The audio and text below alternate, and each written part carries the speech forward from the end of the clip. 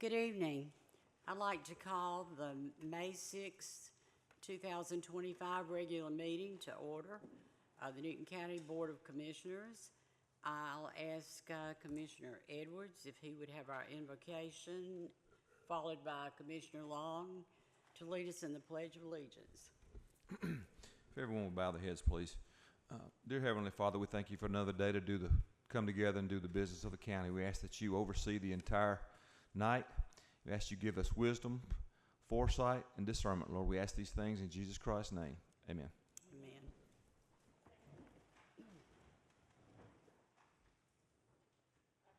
Allegiance to the flag of the United States of America and to the republic for which it stands, one nation, under God, indivisible, with liberty and justice for all.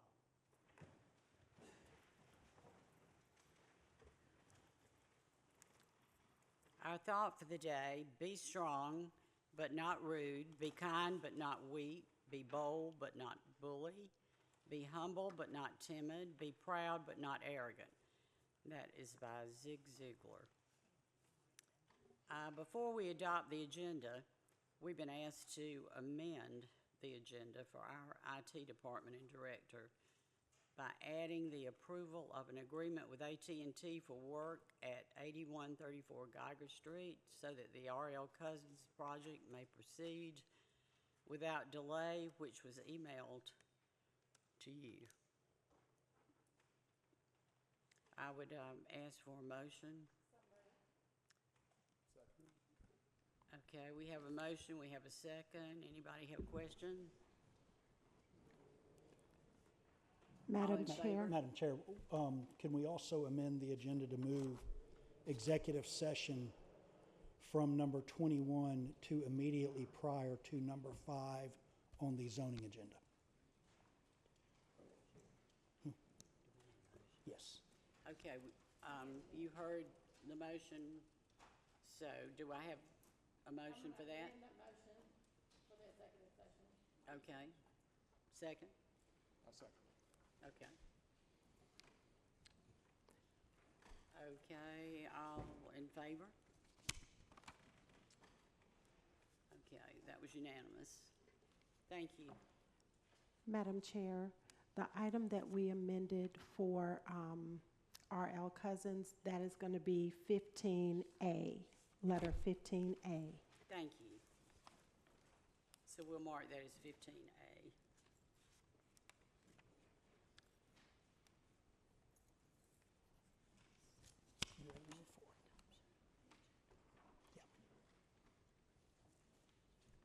I think we need a motion to adopt tonight's agenda. Second? I second. Okay, all in favor? Okay, that's unanimous. Thank you.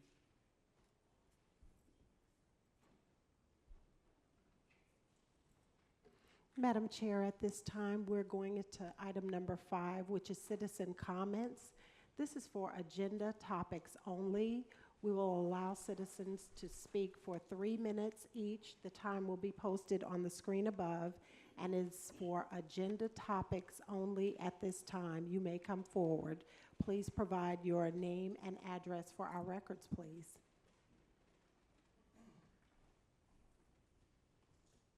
Good evening. Dave Norton of Newborn.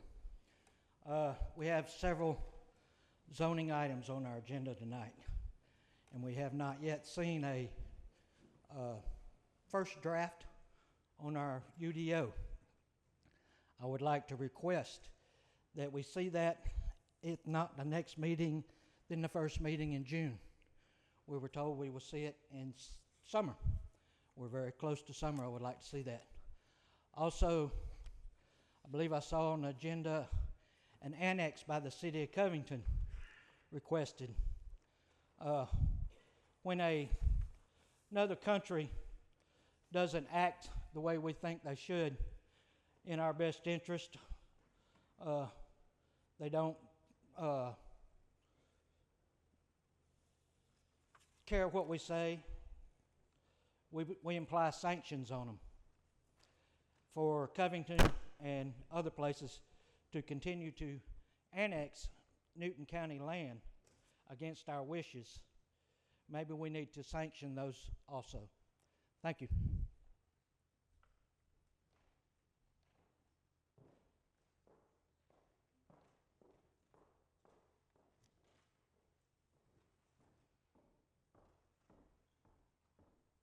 Hi, y'all.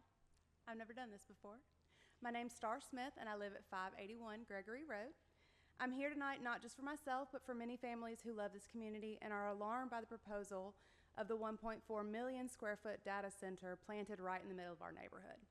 I built my home here for the peace and the beauty and the quality of life, and this area is part of Newton County's designated conservation and recreation areas, spaces that are meant to be protected. This development would replace that promise with an industrial zone. It would cut off Gregory Road, bring constant noise, light pollution, heavy traffic, and 24/7 operation.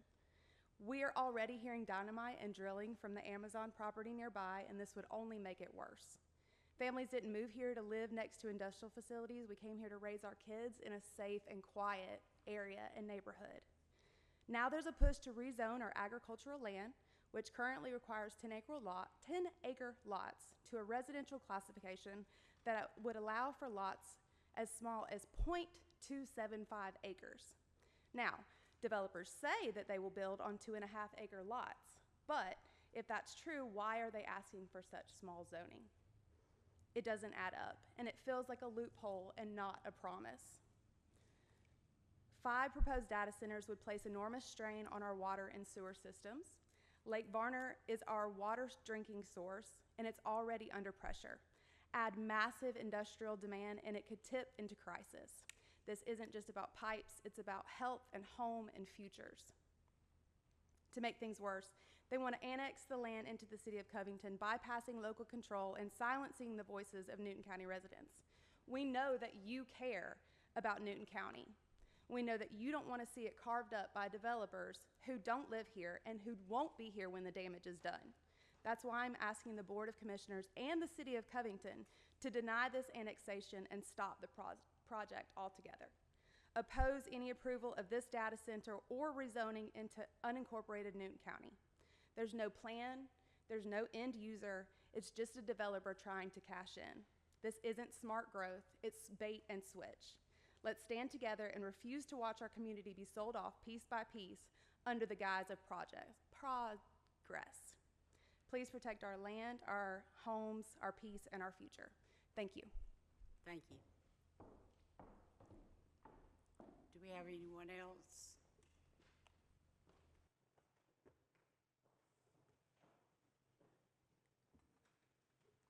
Okay.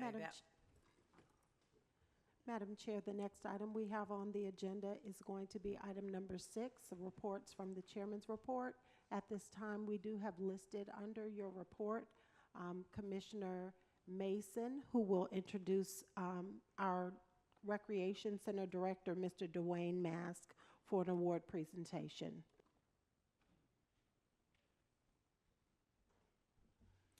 Thank you, Madam Chair. If our Parks and Recs Director, Mr. Mask, can come forward, we would love to do a brief presentation of some amazing things that are going on or that have gone on, still are, in District 2. So, Dwayne, I will yield the microphone to you. Thank you, Commissioner. Good evening, Madam Chair, Commissioners. I'm going to take just a moment to share an award that we received probably about 6 weeks ago for the skate park out at Denny Dobbs. So we probably had our first conversation with Commissioner Mason probably in 2019. 2020, we were able to put out an RFP and done a phase 1 on the project. And then we were able to come back to the SPLOS committee in 21, 22 and ask for enough funds to finish the project, and they graciously gave us that, and the board approved those funds. So we were able to complete the entire skate park. The company done his name is Grindline. They contacted us a couple of months ago and had put in for this award for us, and then we found out roughly about a month later that we did receive it. It's an Outstanding Achievement Award for special category, and so I just wanted to come tonight and share that with the board. Usually I'm up here asking for something, and tonight I will be back for that part later, but tonight I wanted to share this, and Commissioner Mason may have something to add. Thank you, Dwayne. Thank you. We are real excited, or we're really excited about this award. I think it is an amazing award, and I have to say that a lot of times when you are truly working to positively impact a community, and I know my fellow colleagues can relate, sometimes you have naysayers that try to stop the progress, that try to deter you from really bringing positive impact to the community. This was one of those projects where we did have some deterrence, but we remained steadfast, unmovable, and now we have this amazing skate park at Denny Dobbs Park in District 2 that is heavily utilized on a regular basis. And so we were just excited to have it here. How I really came in to bring this project to fruition was back in 2020 during COVID, walking in the park. As you know, we were all outside, trying to be outside because we didn't know what COVID entailed. And I ran across some young people in the parking lot. They were skateboarding. And so this project had already been presented to me by our Parks and Recs department, but I wasn't for sure if it was something that would be, wanted by our community. And I spoke to those youth and asked them, would they like to have a skate park? And they said, oh, yes, we'd love to have it. We don't want to have to drive to Gwinnett or any other counties anymore to skate. We'd love to be able to do it right here. And we know about, 50 other skaters that would love to be able to skate right here in our own neighborhood. And so we moved forward. We did phase 1. We did phase 2.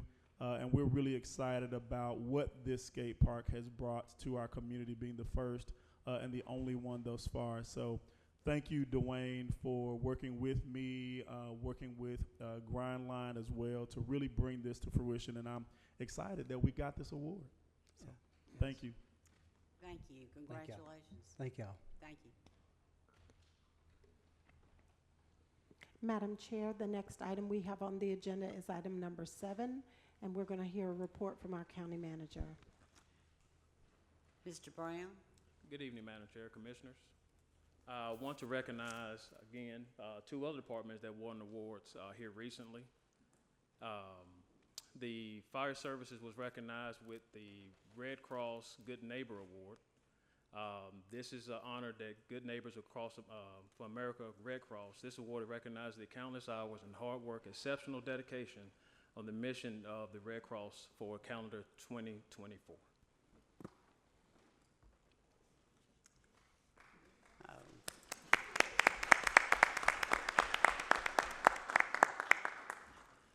I also want to recognize the Water Resources team. They competed in the Top Ops Award in championship for the state of Georgia. They won first place, and now they're on to Denver for nationals. Congratulations. Thank you. Congratulations. And that's the end of the county manager's report. Thank you.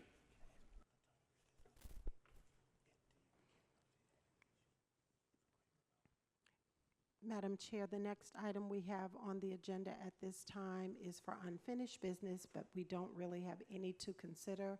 So we are at the consent agenda, as well as 9A for the approval for the April 15th, 2025 BOC meeting minutes. Okay, do I have a motion to approve the consent agenda as presented? So moved. Second? All in favor? Okay, that passed unanimously. The next item we have on the agenda at this time is for new business, starting at number 10. Fire Services is requesting permission to apply for Norfolk Southern Safety First Grant. There is no match required, and the presenter will be our Chief, Royce Turner, Director of Fire Services. Chief Turner?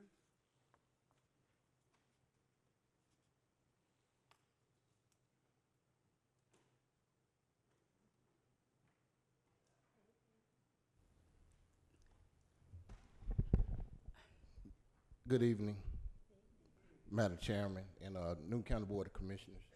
We're requesting approval for this grant. We're always seeking to find additional funding that do not impact the county overall budget. So anything that we can tap into, especially these small awards, we're trying to seek opportunities to get funding to support the community. A lot of this is going towards our community risk reduction. Like you said before, we did canvass the enclave and Fairview community with a grant funding that helped support it, putting in about 344 smoke detectors in that community. So anything we can do to impact our service delivery, you know, that's what we are seeking to do. So with feel gracious approval, that's what we're asking for. Are there any questions from the board? We have a motion. Second? All in favor? Passed unanimously. Thank you. Thank you, Chief. The next item we have on the agenda is item number 11. It's going to be presented by our Director of Parks and Recreation, Mr. Mask, again. And this is for Newton County Parks and Recreation Department is requesting approval of Flexground Inc. And it is a budgeted item. Funding source is capital funds. Hey, so good evening again. So this is for the playground at our Miracle League facility at City Pond. That service is about 11 or 12 years old. Gets heavy use. That's the only all-inclusive playground we have in the county. So we've had to do a lot of repairs here lately. So this is just to resurface that playground. We do have some funds that needs to be spent in that area. So that's what we're asking for approval tonight. Does anyone have any questions? Commissioner Henderson? How you doing, Mr. Dwayne? Are we talking about splash money, right? This is capital. Okay, I got you. Yes, sir. Thank you. Any other questions?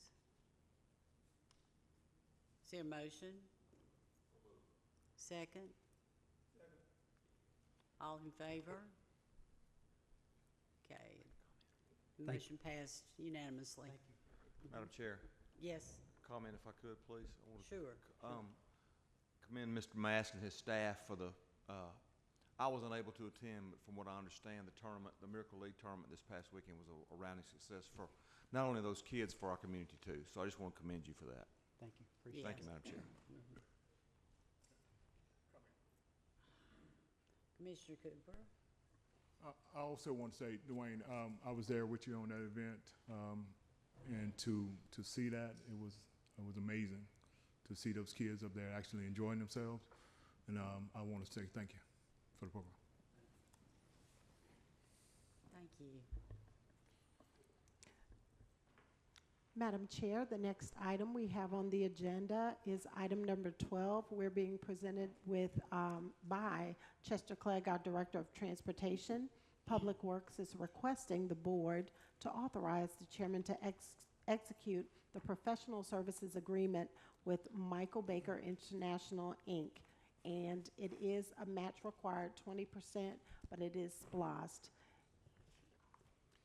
Thank you, Ms. Chair.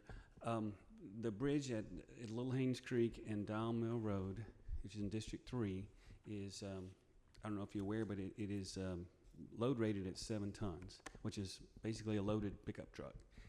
And so we need to go ahead and move toward replacing that bridge. And we have put out an RFQ and had 7 respondents, and we picked the most qualified. And Michael Baker International is the one that the selection committee chose for the project. And $656,068.95 will take us through the first phase of the engineering. It'll take a couple years, and at that point we'll have to come back before the board for task order number 2 to finish up the project. Okay, are there any questions from the board? Is there a motion?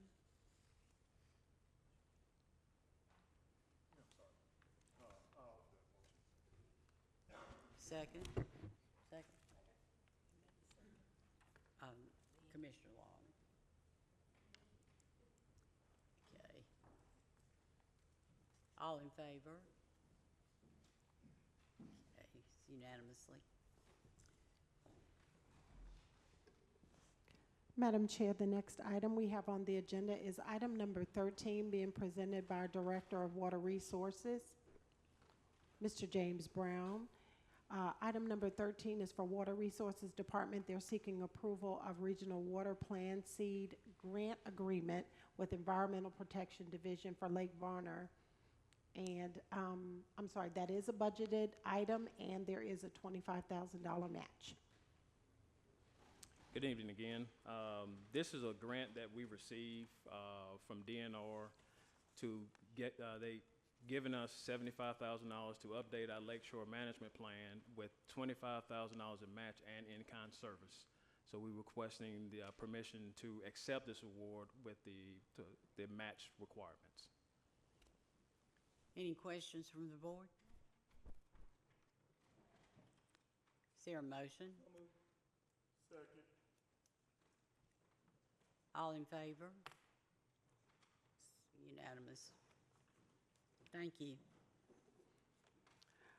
Moving right along very efficiently, we are at item number 14. We have Dr. Amanda Shoemaker, our Director of Human Resources, along with Mr. Gary Massey.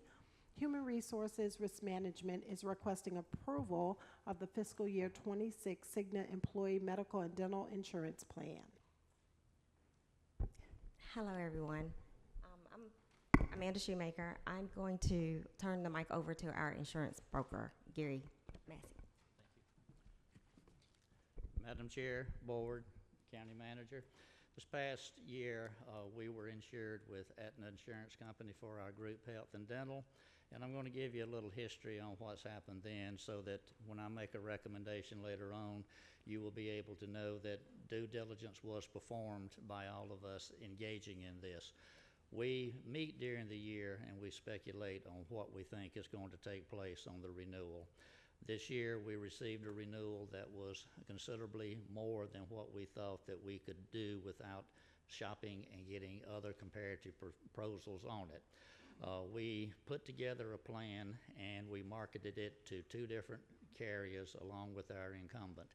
And the interesting thing was the same data went out to the 2 carriers and they came back within 1% of each other, and both were considerably less than what we were facing with our incumbent. So we began then to facilitate a committee made up of 6 people, and we determined the best option for us was to bring in each one of the representatives from the insurance company in order to ask them questions on specifics, negotiate, try to get some favors in our direction, and we succeeded in that. We had 3 one-hour meetings one day, and then we met following that, and we had a consensus of opinion then of the way that we felt like we would like to go. At that point in time, it's customary, once they hear what our objectives are and we hear what they have to offer, it's customary to have what's called the best and final offer. And we put this out and said that we need that right away within the matter of 2 or 3 days, which is customary. And we received the best and final offer, and we made an extensive review. We reviewed line by line the benefits and summaries. We're able to keep our deductible the same, our copays the same for the employees. We got a number that was within the budget that we had hoped for. And so we brought in the leading carrier a second time. And during this second time is when we were able to add on some things that were to our benefit. We were able to add on a rate cap for next year. That's one thing that was lacking this year. And we have some contingencies, but we have the rate cap in effect for next year. We also were able to negotiate on July 1, which is on Tuesday this year, we will have a Cigna representative on site. If you have a problem with prescriptions, we have someone here who knows who to call and get it resolved. Not virtual, not Zoom, a real person. We also were able to make a negotiation on the dental insurance as well. One of the things that we liked about it was that we're able to start fresh July 1. The dental has a $1,000 annual aggregate for benefits with a $50 deductible. At this point in time, we negotiated with Cigna, and rather than the employees who have already used theirs being without, we're starting fresh July 1. Everybody gets $1,000, and you have to meet your deductible again, but if you're already maxed out, that's a pretty good trade-off on it. We have, I want to impress upon you that this year was aggressively marketed, aggressively negotiated, and aggressively due diligence was performed and vetted.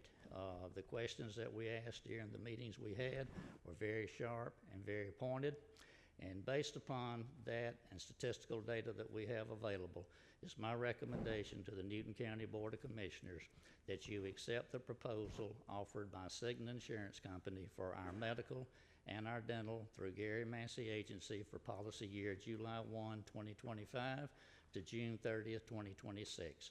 And we'll be happy to address any questions that you all may have. There any questions? Commissioner Mason? Thank you, Madam Chair. Thank you both for your presentation. I appreciate that. Quick question. Did we, in our negotiation process in regards to the dental insurance, is Cigna going to play a role? Because I know sometimes people may need major dental work.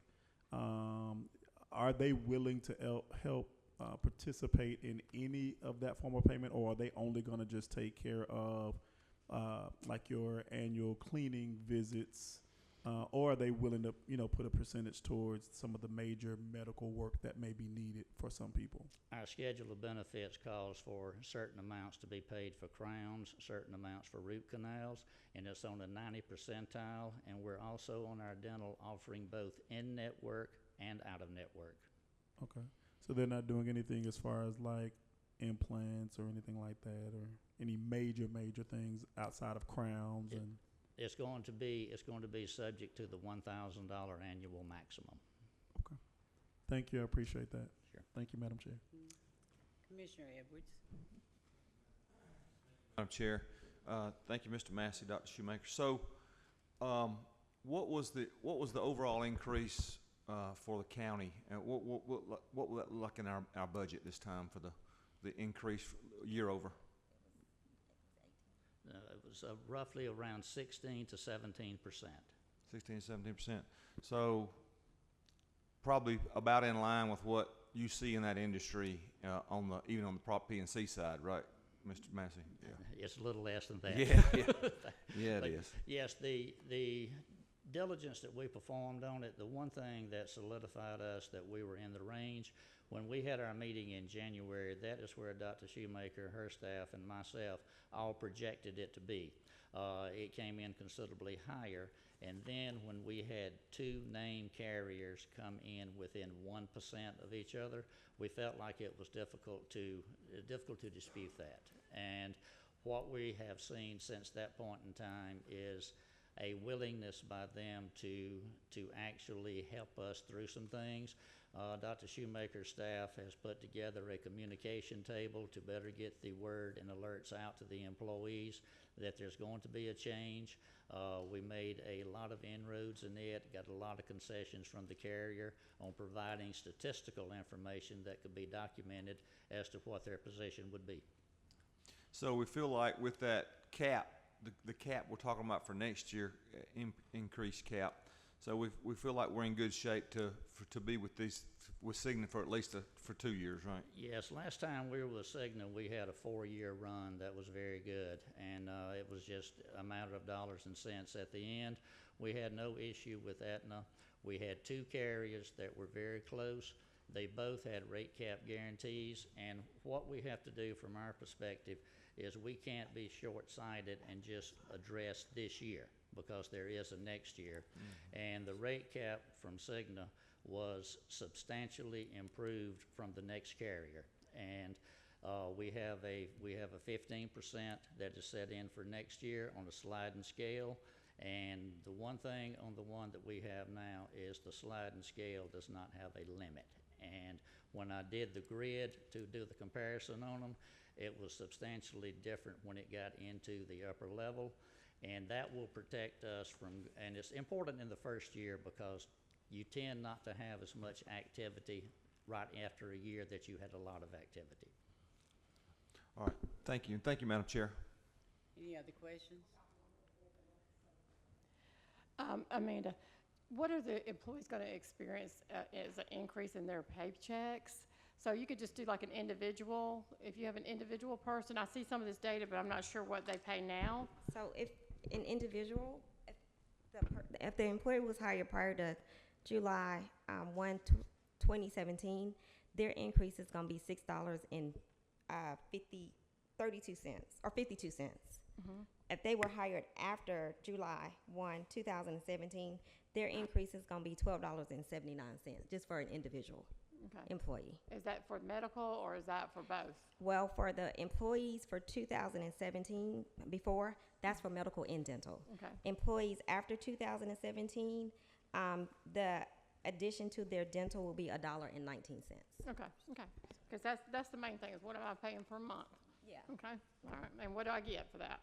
All right, thank you. Thank you, Ms. Mason. Is it- Yeah, we need to move along, but do we have a motion? Second? All in favor? Okay, that's unanimous. Thank you so much. Thank you. This will engage you to sign 2 documents that I'll get with you on later in the week. Okay, thank you. It's time for our zonings.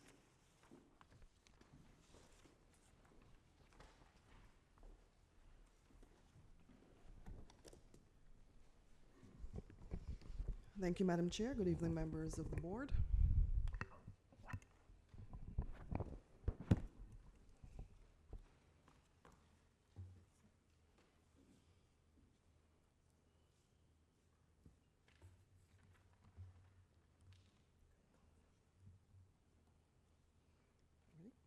Yes.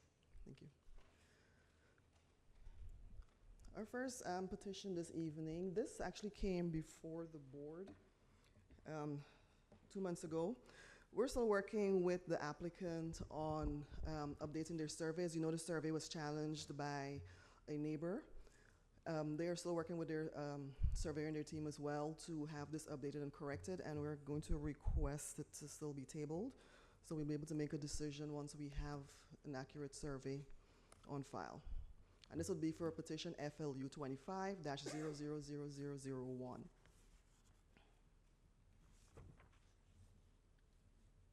You gonna ask for a motion to table? To table for another 60 days, yes, ma'am. Okay, do we have a motion to table? Thank you. I'm sorry, Commissioner Henderson. It's a District 2, so I would like to go ahead and make the motion, if possible. No problem. Thank you, Madam Chair. I move that we table FLU 25-000001 for 60 days per our Development Services Director.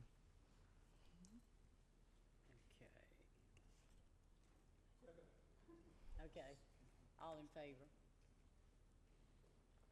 Okay, it's unanimous. Thank you. Thank you.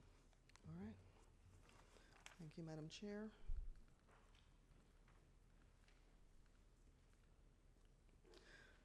Our second petition this evening, this is on their new business. It is FLU 25-000003. This is located off of Richard Chapels Road. Tax ID number is 0008-055. It's on 18.43 acres of undeveloped land. The current existing map, land use map is RES, residential. The proposed future land use map is rural residential. The existing zoning is single-family residential, and they're proposing to go to AR, agricultural residential. The watershed is in the South River. Character area is emergent suburban. This is also in Commissioner District 2. And the owner is Lonnie Cox, and the petitioner is Lonnie Cox, and represented by John Brewer.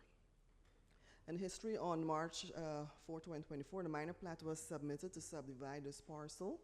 into 3 lots. During the review process, the applicants were informed that the proposed flag lots are not allowed in the existing R2 zoning and that they would need to rezone. So they started this process back then before the moratorium came in. On April 22nd, Planning Commission recommended denial of this petition due to there being no representative present. There was no opposition from the public to the actual petition. And the intent of the applicant is to amend the flume from RES to RR in order to rezone the property to AR to subdivide for subdivision purposes. It's in the character area, it's emerging suburban. As you can see, rural residential is an appropriate land use and agricultural residential is an appropriate zoning. And in conclusion, the subject property is completely surrounded by RES residential flume designation, which is compatible with rural residential. The property is currently zoned single-family residential, but it cannot be subdivided as currently zoned because of the flag lot that it will create due to its irregular shape. The property will have to be rezoned to AR before it can be subdivided. The proposed flume amendment to rural residential for the parcel may be appropriate with the policies and intent of the comprehensive plan and with approved zonings in the area. This is a flume petition, so there are no conditions of zoning placed on it at this time because it's just a planning tool. So should the request be approved and a petition filed for rezoning, then the conditions of zoning would be applicable to the rezoning request. This is the parcel that we're looking at. So it's very elongated off of Richards Chapel Road. So it's currently zoned R2. Everything around it is AR, except for over here. Flume is RES. Watershed is South River. It's in Commissioner District 2. Character areas we mentioned is emerging suburban. This is a survey that was submitted. And this is currently what they're proposing. So we'll have the 3 lots there and 2 of them would be flags. And if there are any questions, if not, Madam Chair, this is a public hearing. Commissioner Mason. Thank you, Madam Chair. So Shayna, this request is to subdivide the 18.43 acres so that they can build 3 homes. Is that 3 single-family homes? Is that what I'm hearing you say? It would be for 3 single-family homes. Okay.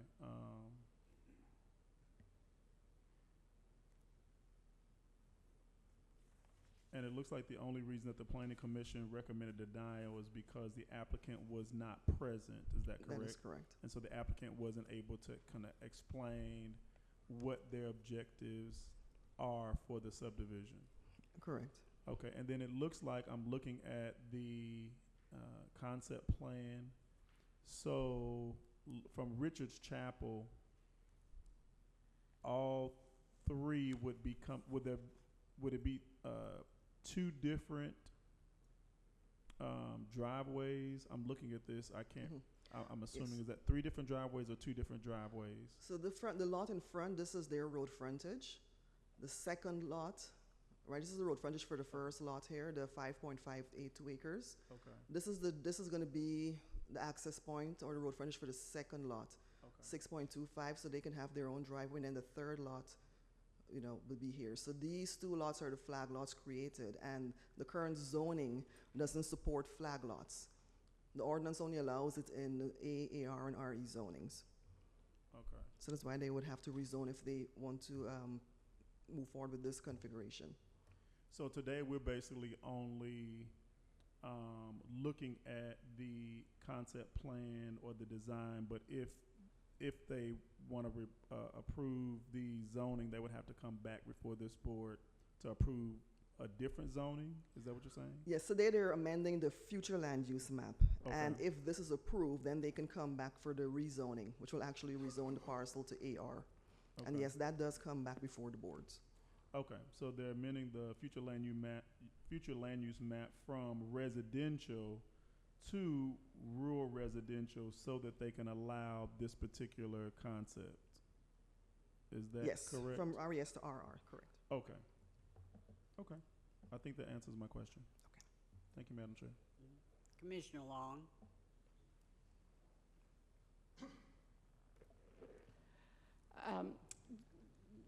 Based on my knowledge, flag lots are a terrible thing. That should be the first thing we take out of the UDO ordinance.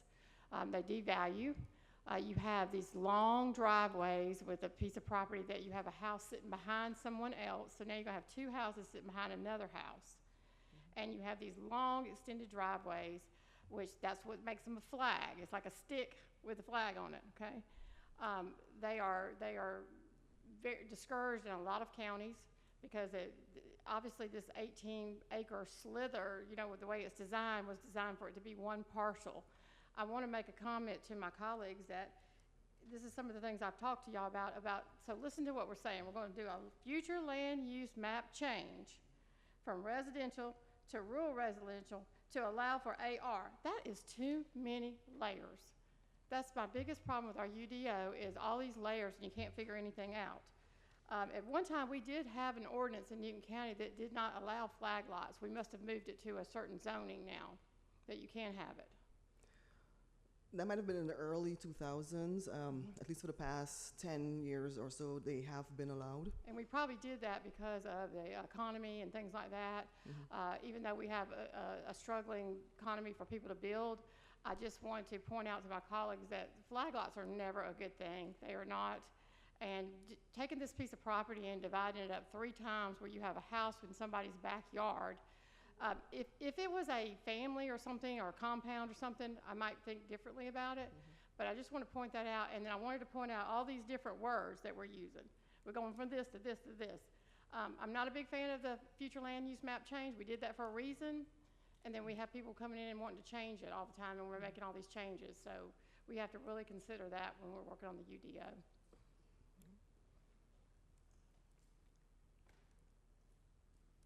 Any other questions? All right. This is the public hearing, Madam Chair. Yes.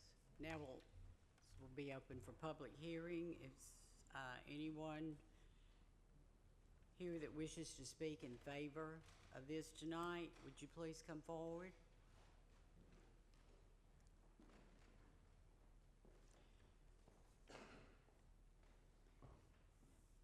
Would you state your name and address, please, for the record? My name is John Brewer. I live in 2071 Salem Road, Watkinsville, Georgia. I'm with W&A Engineering, and I've started this project for Mr. Cox. Usually when I do rezone representation, just asking for a rezone to go the other way. I mean, we want to turn agricultural property into residential property. That's our company motto, is building better communities. That's what we do. In this particular case, this is a backward zoning. This is, Ms. Sheena, the density factor for R2 versus 3 lots is just, I mean, it's astronomical. In its current zoning, you could, you know, as future goes on, in its current zoning, in the middle of really a lot of other A2, his density could be upwards of 40-something houses. So we thought that we tried to do this the first time with me stating that I didn't agree with the flag lot situation because of its zoning. It has the legal amount of road frontage for its zoning. Now, that could be misconstrued or construed by different people 100 different ways. But if I have my legal amount of road frontage, it shouldn't matter if I go back a mile and open up into 100 acres. It should be legal the way it is, but the way the code office has interpreted the flag lot statute, we end up here trying to get the map revised. I mean, I personally asked, why come we couldn't just go for a variance for the flag lots? Because we meet our road frontage and we meet our minimum area in our current zoning. So again, this is just very unusual for me to have to come to ask for something the other way around. We're turning potential residential, more than 3 houses, like 30 houses in your backyard, to absolute 3 from now on in District 2. And so I'm speaking in favor of it as a surveyor and as a taxpayer. I'm the former county surveyor for Walton County for several years, and I've been on several advisory boards on this flag lot situation stuff. We have the same thing in Walton County. A lot of people don't like it, a lot of people do. And I totally understand the fact that if it's for a family member or something, it makes it a little different. This guy's owned this property for 20 years. It's not like he come in and bought it and is trying to flip it. So I would appreciate y'all helping us through this problem to just get it divided and get it behind us. And at the same time, you're going to be doing the right thing as far as potential building sites on this property in the future. I mean, it's literally zoned R2, and we're asking for a rural residential. So it's a backward zoning. And we can get tied in right here at 3 lots forever. That'll never be able to be subdivided again. Or it can probably be sold to a developer eventually somewhere down the road and be developed to its maximum potential. Without really having to go before this board, it'll be developed under its own zoning. So that's what I would ask y'all to do. And like I said, you know how long the moratorium's been on, so you know how long we've been trying to go back and forth about trying to find the most logical way to divide the property. And I just do feel like this is probably the most logical way to divide the property. Then we run into the flag lot situation, and then we've been trying to work it out ever since. And this is how we were advised by the code office to try to work it out. And I appreciate the code officer's advice on everything that we've done so far here. But I do not think at the end of the day, this is a detrimental thing for people that, and you can go both ways. I do this for a living, but I don't want it in my backyard either. Just to be totally honest with you. So this could be, you could look at it either way, but I do believe in the long run, it's going to be in the best interest of the county to get this rezoned to rural and get the R out of the middle of all the agriculture out there. Thank you. Thank you. Is there anyone else wishing to speak in favor?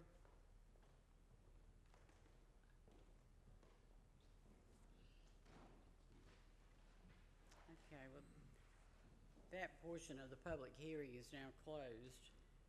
We'll hear from those that are opposed to the request.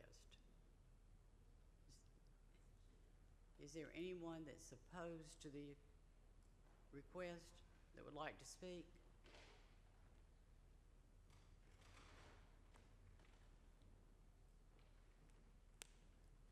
Okay, well, that part of the public hearing is now closed.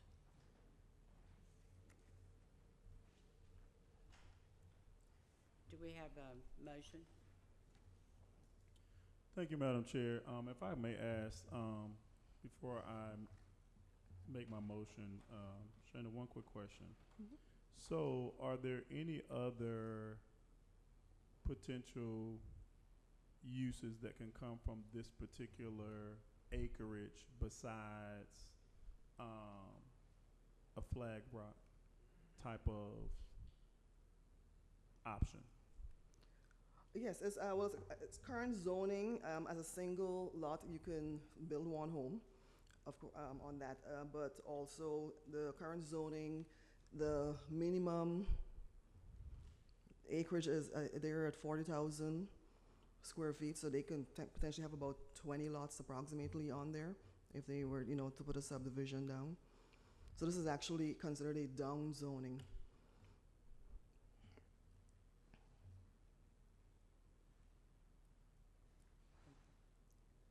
Commissioner Edwards. Oh, I'm sorry, were you not finished? Yes, ma'am, go ahead. Oh. Thank you, Madam Chair. So, Shana, is there a limit on the length of a flag lot? Why was I thinking it was 300 feet?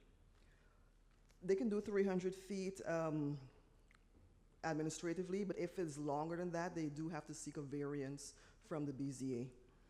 Okay, so this is so you could approve of anything less than 300 feet, right? Yes, sir. Okay, so but it's coming to us for a variance. It will actually go to the BZA for the variance if this is approved. So they have to get the rezoning approved first. The map amendment, the future land use map amendment, is what we're doing today. If that is approved, they'll actually come back for the rezoning to get it down to the AR zoning. And if that is approved, then they'll go to the BZA for the variance. Okay. All right. Yes. Thank you. Thank you, Madam Chair. Is there a motion? Thank you, Madam Chair. I would actually like to do some additional research on this particular case. So I'd like to move that we table this for 60 days. And I'll table that FLU 25-000003. All in favor? Okay, motion passed unanimously. Thank you. Thank you, Madam Chair. Brian, can you activate the screen, please? Can you activate the screen?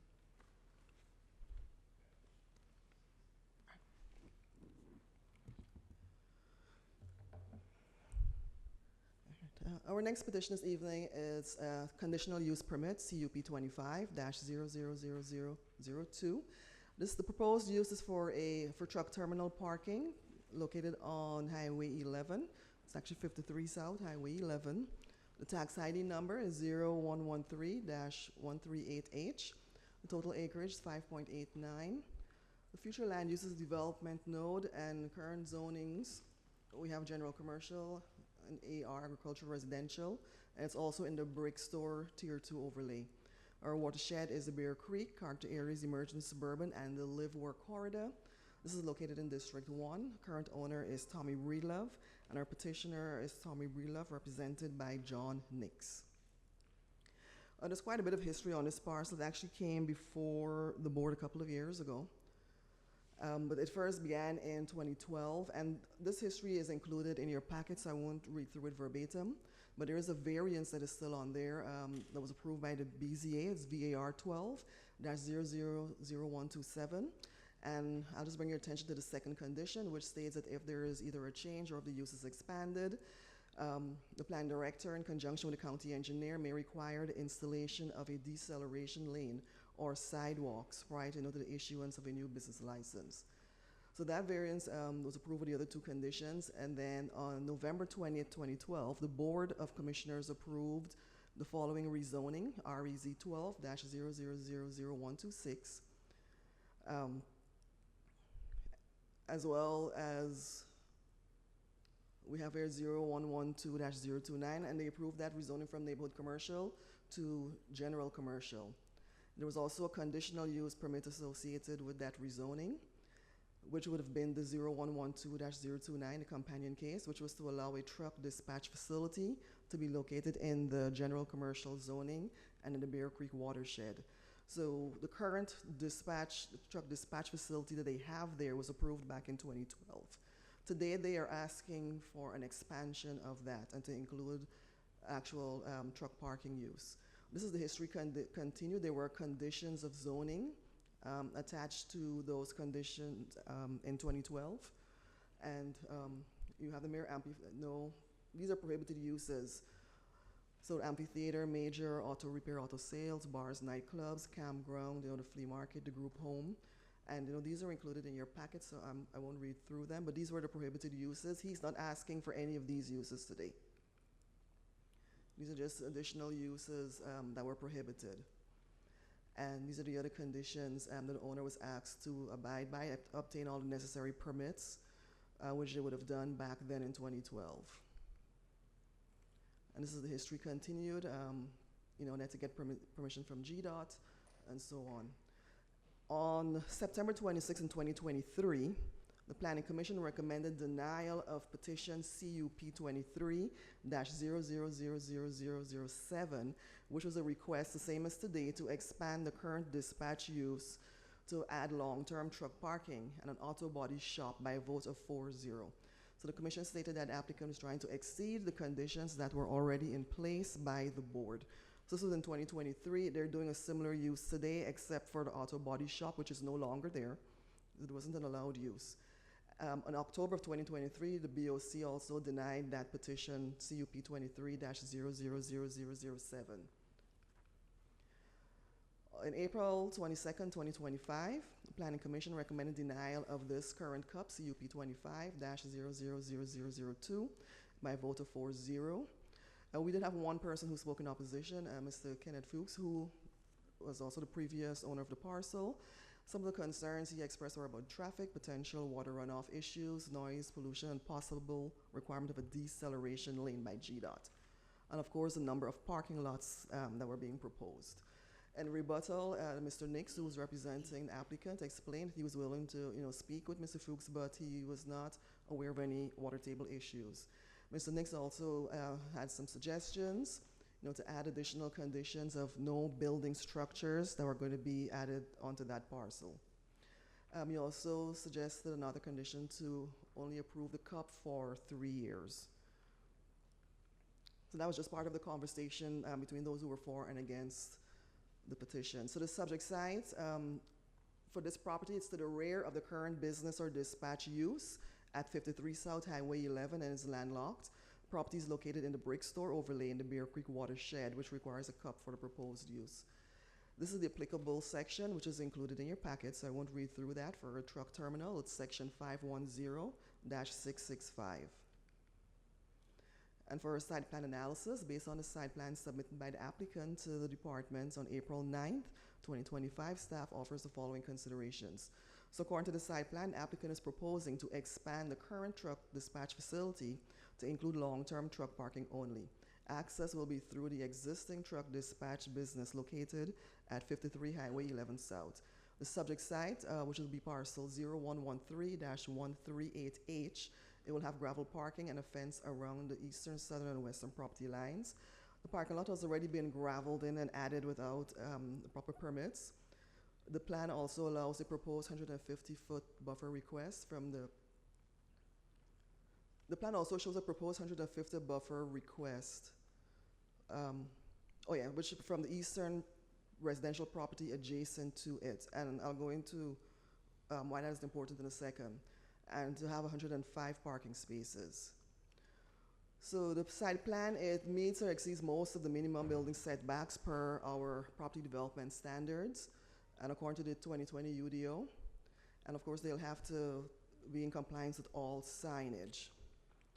So in conclusion, should the petition meet the standards of Division 470 of the 2009 Newton County Zoning Ordinance, it may be appropriate at this location. The applicant is proposing to expand his current use of a truck dispatch center to include truck parking.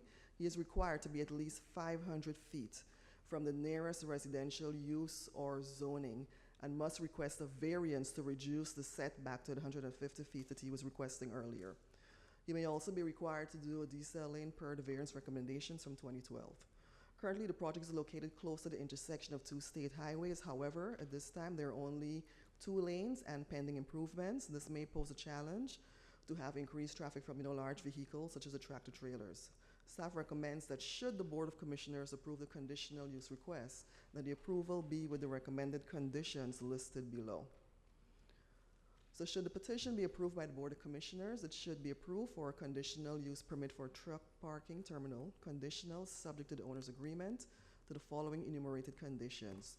Where these conditions conflict with the stipulations and offerings contained in the letter of intent, these conditions shall supersede unless specifically stipulated by the Board of Commissioners. 1, to the owner's agreement to the following. All conditions from REZ 12-00126, CUP 12-00125, and VAR 12-00127 shall remain in effect. B, only truck, RV, or boat parking shall be allowed. C, there shall be 150-foot undisturbed perimeter buffer around the site. This may be reduced to 75 feet with an opaque fence or wall for the boundaries that do not abut to the residential zonings or use. D, a minor plat must be completed to combine the parcels. E, obtain and maintain a business license. F, all landscaping to be approved by the county. Lighting shall be downcast. Downcast cut-off luminaries facing inward to the property. G, adhere to the requirements in the ordinance for truck parking. H, obtain a variance to allow the truck parking less than 500 feet from residential zoning. I, prior to any licenses being issued, all plans must be approved by Development Services, the Fire Marshal, Public Works, and all applicable external agencies, such as GDOT, the GSWCC, and the Newton County Water and Sewer Authority. This is the parcel area we're looking at. We're at the junction Highway 11 and 278. This is the current truck dispatch area that they have here. This is the parcel he's wanting to expand into truck parking, which is slightly different from the dispatch center. These are our current zonings. General commercial, we have a small slither of agricultural residential at the end here. Brick store overlay, it's in the brick store tier 2, which is our moderate commercial tier. The development node is our current future land use map. It is in the watershed, the Bear Creek watershed, located in Commissioner District 1. So this is a survey that they have submitted. This is the existing site. This is the proposed site in the lower part there. It's just turned the other way now. So this is Highway 11. The current dispatch facility is in here, and they're proposing to expand it over into here. And they're showing all of the parking lots. They're proposing 105. This is the residential zoning on this. This will be the eastern boundary. He's requesting to, reduce the setback to 150 feet. So for that, he'll have to go to the Board of Zoning Appeals, to approve that. And these are just pictures of the area that he's already gravelled in, and this is just from the road. It's this fenced area behind here is what you're seeing up here. If there are any questions, if not, Madam Chair, this is a public hearing. Any questions? Thank you. Okay. At this time, we'll go into the public hearing. All those that wish to speak in favor, if you please state your name, please, and address for the record. John Nix, 945 Bank Street. Madam Chair, members of the Board of Commissioners. I wanted to get Mr. Massey up here to speak with me since he did an eloquent, precise job, and I will try not to ramble. To make this go back, Sheena, you know I never do this right. Thank you. Mr. Breedlove is currently the owner of 7 parcels of property in the brick overlay, and this parcel is one of them.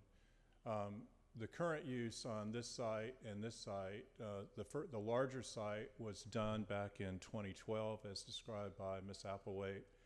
The second site, the smaller site, was done in 2017. In both instances, he was given a special use permit or a conditional use permit, which is what he is seeking now. The criteria for considering a conditional use permit, I know y'all know this, but it's very different than from a zoning. Instead of the 8 or 10 criteria we usually see for a zoning analysis, there are 12 criteria for a conditional use permit. And the reason I think the criteria are different is because this is an allowed use under its current zoning. We're not asking for a rezoning.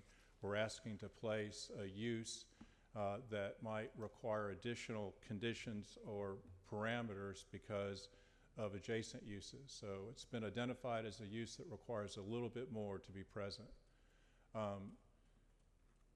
First, I want to just start off at the beginning and say that we're offering conditions that we did not present to the Planning Commission because we thought about what the Planning Commission comments were. So the first additional condition she's already mentioned, and that is we want to limit this use to 3 years. We're not asking for an ongoing conditional use. The second condition is on the plan, on the conceptual plan, it shows 110 parking spaces. We're asking it to be conditioned to 50 parking spaces. And the third use is we're not going to erect any structures on the property. And you say, well, why on earth would you come here for a 3-year conditional use and not go for unlimited as the other 2 tracks? Well, because Mr. Breedlove has 7 parcels of property and they're literally contiguous and joined, he owns this this site, sorry for my shaky hand, this one, this one, this one, this one, and this one. So he's got 7 tracts of 33 acres in total. The current use of the conditional use is 7 acres. This would add 5 acres. So he'd come in with 13 acres for the conditional use of truck parking. His truck parking facilities now, today, because of the screening that was done, are almost not recognizable when you drive down Highway 11. I've missed it twice going there. There's 100 spaces currently in what he operates, and he's asking for 50 more. And basically, his plan is to wait for the market. The market's not there to develop these 33 acres in a way that he'd like to, which quite candidly for him, the best yield would be consistent with the overlay and high-end, not high-end, but commercial use. I mean, a perfect site when the market's ready for, say, a grocery store and the supporting commercial uses that go with a grocery store. So that's why he suggested to me, John, I just want to hold this, make a little income in the interim, and it can revert back to its existing zoning without the conditional use permit. There were some issues at our planning commission meeting. They were concerned about 110 more parking spaces. Well, he thought about it, we thought about it, and we said, you know, we don't need to maximize the size of what we need. Let's go for 50 and add it to the continuing inventory and keep doing exactly what we're doing. And since he's literally surrounded by his own property for a buffer, he's got buffer over buffer. And of course, he's going to have to maintain the buffers that Sheena's requested and are conditions of the original zoning. When the original zoning was granted the conditional use in 2012, there were a host of conditions. Those same conditions are going to be applied to this tract as well. So I'm suggesting that the use of the property since 2012 and 2017, when it was expanded, establishes from one person's perspective, which I might be the only person in the room with this perspective, but that it works there. Since Mr. Breedlove purchased this property in 2022, he's had no one complain about the use. The way he maintains it, the way he's got the trees and the shrubs surrounding it and the fence, it's well maintained and it's contained, and mostly it's contained behind his property.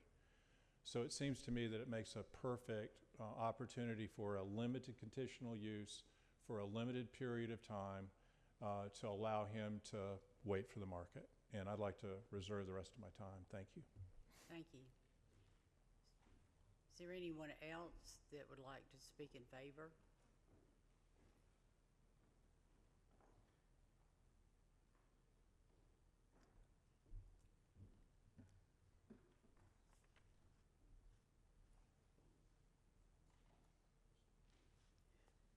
This time, is there anyone that would like to speak in opposition?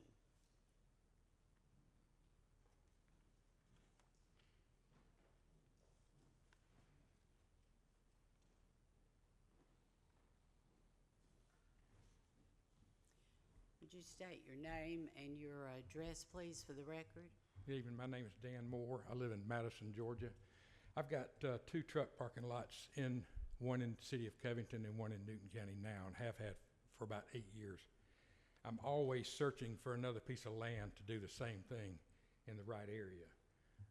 Newton County, about 3 years ago, changed their requirement for truck parking. You could have a 75-foot buffer next to residential property.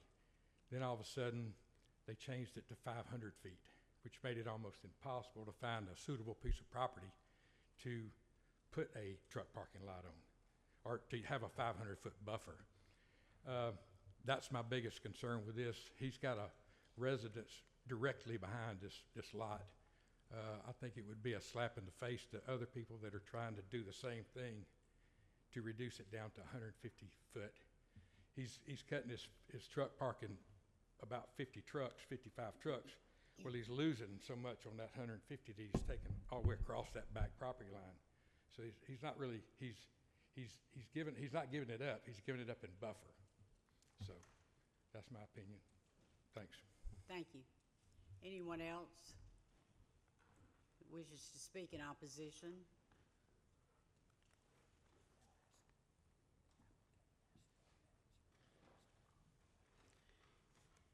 Mr. Nix, you have 4 minutes left. Would you like to? I won't take them all. At the Planning Commission meeting, we had one person in opposition. It was the neighbor that owns the vineyard and also sold Mr. Breedlove some of his property that makes up the 7 acres. After the meeting, I spoke with him, and based on that conversation, I presume the reason he's not here is because I explained to him the conditions that we are offering on the property. Tonight, one person speaks against it, and he happens to be in the same industry that Mr. Breedlove is attempting to expand to. The residence he's speaking of to the right, to my right on the screen, I guess it's your right, is owned by Mr. Breedlove, and it's not an occupied residence. Now, it's still residential, it still requires the buffer, but Mr. Breedlove bought that property for the reason of trying to accumulate a steady group of pieces of property that are contiguous, planning for what will happen one day in this area on the brick overlay. So he minimized by that purchase any effect on that residential use because it's no longer going to be used as a residence, even though it is zoned residential. It would appear, well, I shouldn't say appear anymore because sometimes I'm the only one seeing it because I'm up here advocating for the owner. But if there was a reason to have a conditional use granted, it seems to me like this would be it, simply because the conditional use already exists. It's been in existence for 12 years and expanded in 2017 to additional 1.35 acres. Though this involves 5.89 acres, it's only going to be 50 spaces.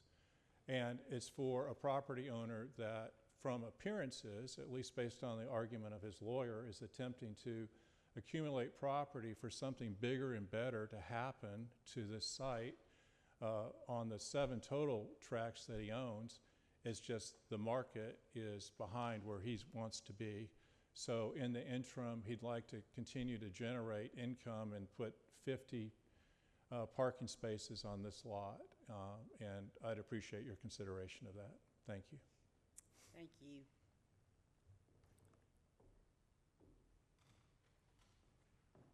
Ms. Applewhite? Is there a motion?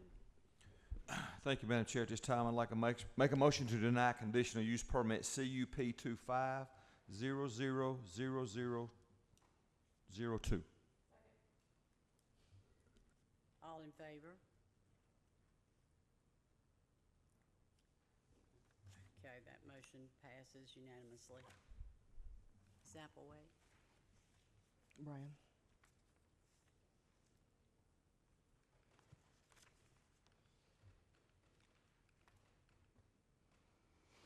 Thank you, Madam Chair. Our next petition this evening, it's also a conditional use permit for a special events facility. Case number is CUP 25-000004. It's located at 910 Duncan Road. The map and parcel number is 0057063A. It is located on 10 acres. Future land use is residential. Current zoning is agricultural residential. Watershed is the Bear Creek. It's located in the emergent suburban live work art areas, Commission District 3. Current owner is Richard Leonard Lubin. Petitioner is Devin Lubin. And the subject property is located at the corner of Duncan Road and Glass Road, contains a house, a barn, a minimum, and an open barn. And the property is surrounded by residential uses. Just a brief history. On April 22nd, 2025, Planning Commission recommended approval of the petition by a vote of 4-0. The applicable section for our special events facilities on your screen and also included in your packets. It is section 510-595. I won't read through it, but if there are any questions on that section, I'm happy to answer. Earnest time plan analysis based on the site plan submitted by the applicant to the Development Services on March 13th, 2025. Staff offers the following consideration. Site plan shows an existing house, a storage barn, a barn dominium, a proposed parking area for 40 to 50 cars, There's a hay farm area and trail as well as a vegetable garden. The barnuminium will be used for the proposed event space, and the existing access points will be off of Duncan Road and Glass Road. The proposed site plan, it would meet or exceed all the minimum building setbacks per the property development standards of the 2020 Unified Development Ordinance of the county. And of course, any signage must meet the requirements for Division 525. Well, in conclusion, the proposed special events facility will be located on a 10-acre lot. It's large enough to accommodate ingress and egress, parking, and outdoor activities. The barnuminium, which will be used for the event space, is a 6,180 square feet, and it was properly permitted by Development Services. In addition to the special events facility, the applicant also intends to host seasonal events such as Easter egg hunts, Halloween hair rides, and holiday light displays. They have provided an area for a parking lot, which will be graveled, and the property currently has a 2-access point. Staff recommends that should the board approve the conditional use request, that the approval be with the recommended conditions listed below. So should this petition be approved by the Board of Commissioners, it should be approved for conditional use permit for a special events facility, conditional, subject to the owner's agreement, to the following enumerated conditions. Where these conditions conflict with the stipulations and offerings contained in the letter of intent, these conditions shall supersede unless specifically stipulated by the Board of Commissioners. And 1, provide a scaled site plan to Development Services based on the concept plan included with this report. B, ingress and egress shall be approved by the Newton County Transportation Department. C, bring any unpermitted buildings that will be used for the special events facility into compliance by obtaining building permits. D, limit the number of total occupants to the occupancy load set by the Newton County Fire Marshal. E, provide a sprinkler inspection to the Newton County Fire Marshal. The inspection must be approved prior to the release of a business license, and they have to complete an annual fire inspection from our county fire services. F, prior to the release of the business license, provide a copy of an approved fire inspection from Newton County Fire Marshal to Development Services. G, prior to any construction, addition, or removal of walls, the applicant must apply for all required permits. H, as applicable, obtain environmental health approval before the issuance of a business license. I, all outside events shall end at 10 p.m. This includes cleanup and takedown of the events per the applicant. J, adequate parking shall be provided for guests in the areas shown on the concept plan. Security personnel will be provided at each event to direct traffic while vehicles are entering and exiting the property during events. Parking will be limited to the subject property only. K, any outside reception shall be held at least 100 feet off of any property boundaries. This is the current parcel, the subject parcel we're looking at today. We do have the existing barnuminium there, and this is a smaller shed, and this is a home, single-family home. Currently zoned AR. The future land use map is rural residential. Watershed is Yellow River, located in Commissioner District 3. This is a survey that was provided, shows all the existing structures. So this metal building is what is currently the barnuminium. We have an older barn, kind of like a pole barn, and then you've got the existing home. This is their proposed concept plan of what they're proposing. So we have, around the perimeter will be the trail for the hay rides, and this is the hay farm area. Parking area would be located here for about 40 to 50 cars. We have a vegetable garden, and of course we have the current barnuminium here. And then this is just a barn that will be used for storage of equipment and other items. And we have the single family existing home here. And if there are any questions for staff, if not, Madam Chair, this is a public hearing too. Thank you. Any questions? Commissioner Cooper? Thank you, Madam Chair. Ms. Adley, I didn't see anything for us. The alcohol, any alcohol gonna be on this site or serving? I'm sorry, Commissioner, I can't hear. I'm sorry, alcohol? And alcohol gonna be provided? No, they're not for this one here. They didn't indicate that they were gonna be selling that. In fact, we did ask and they were not. And if they do decide to in the future, that'll be a separate conditional use permit. Okay, thank you. Commissioner Long? I don't think they would be selling it. I think they would just have it there because it would be a wedding venue or something like that, and people are going to want to have alcohol there. So what is our, I'm not really in favor of these in residential areas because I don't think we have enough ordinances to support them, and they become commercial developments in a residential area. and people didn't buy their house out in the middle of nowhere to have a commercial building out there with them. So what ordinances do we have to oversee these things to make sure that if we give these permits, that it's going to happen the way we're saying on paper, because that's usually not the way it happens. Absolutely. We do have an alcohol ordinance that would govern that. So if the actual owners want to be the one that will be serving the alcohol, they would have to go through the cup process.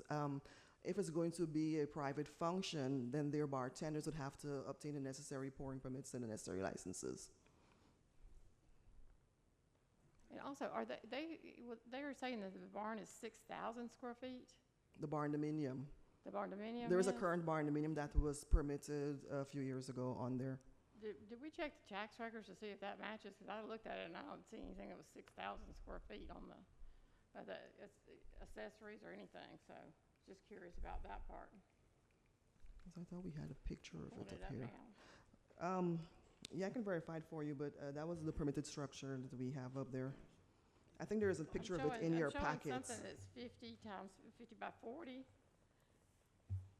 For the barn And dominium? then, which is, I guess, so I don't know about the metal building. I need to, kind of hard to do with.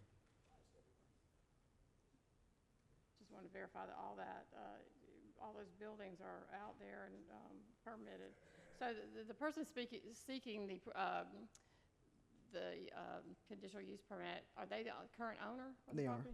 Now they are the current owner? Okay. Yep, that's all I have. Any other questions? Okay. Thank you, Madam Chair. We'll now open the public meeting. All those in favor of the request are invited to come and address the board. There'll be a total of 10 minutes for those speaking in favor.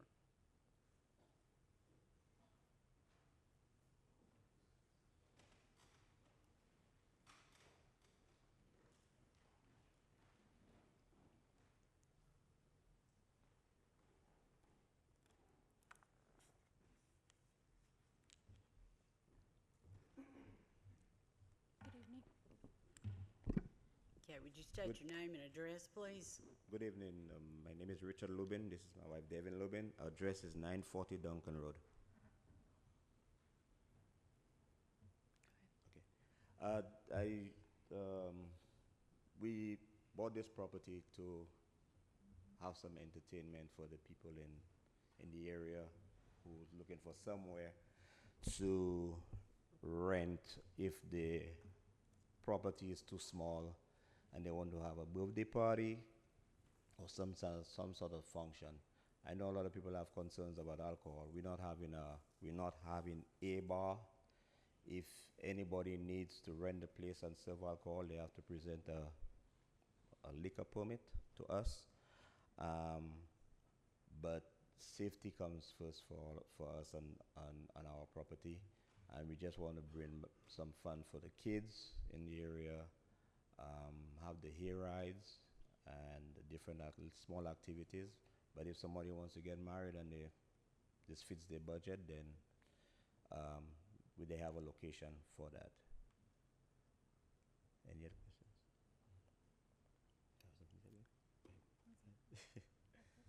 questions? Is that? Yeah, we'll serve our time just in case anybody in the audience have any concerns, or if you guys have any questions you want to ask, that we can answer for you since we are up here right now. Okay. Thank you. Thank you. Is there anyone else that wishes to speak in favor?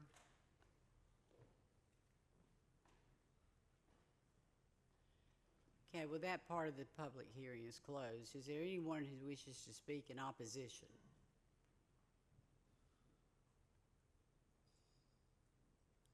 Okay, that part of the pub.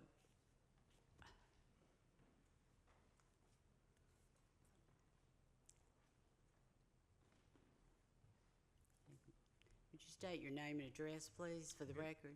Good evening. My name's Mark Gardner. I live at 650 West Macedonia Church Road. And I feel that it's a little small to have an event to try to accommodate all these types of things. I'm just concerned that if they got started on it and they changed the character of the property and everything, and for some reason it wasn't successful, what would we be left with? So that's basically what my concern is. I would also say that approximately 23 years ago, there was an opportunity, or there was a proposal to put a 5,000 square foot barn on a piece of property and on Macedonia Church Road, and it was brought before the planning committee, and it was turned down. And I think it was because there was concern by the residents of the community that it would begin to change the character of the area. And I think for good reason it was turned down. I was the one that petitioned to build the barn, but fortunately, the wisdom of the county chose not to allow me to proceed. Thank you. Thank you. Anyone else wishing to speak in opposition? Well, that part of the public hearing is closed. Ms. Applewhite?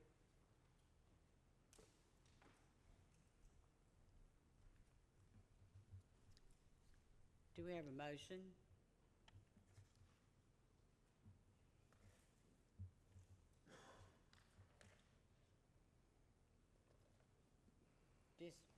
Commissioner Long, did you? Oh, I'm sorry, Commissioner Cook. Thank you, Madam Chair. Ms. Adler, I want to know, I want to file a motion that if we can table this, maybe for 60 days to, I want to make sure and do some researching on this matter. Okay. If I can take 60 days. All right. Do we have a second? Second. All in favor? Tabling? Okay, that's unanimous. Thank you. Thank you, Madam Chair. And that was our last petition for public hearings this evening. Madam Chair, before you move on to the next item, I would ask that one of your board members make a motion to recess into executive session to discuss pending and potential litigation and administrative proceedings. Motion to go in executive session. All in favor? Okay. We'll go into executive session.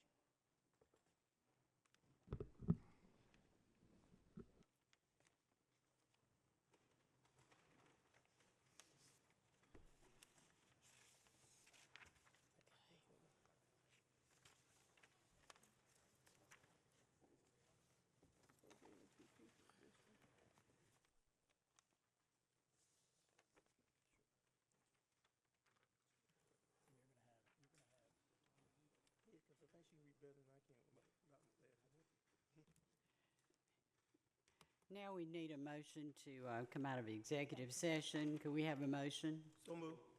Second. Okay, we have a motion and a second. All in favor? Okay, that motion passes. Now we will reconvene with our meeting. Madam We need a Chair, motion to reconvene. Do we have a motion? That's what I thought that was, because we excused ourselves from executive session. Okay. We will go ahead then with our regular meeting tonight.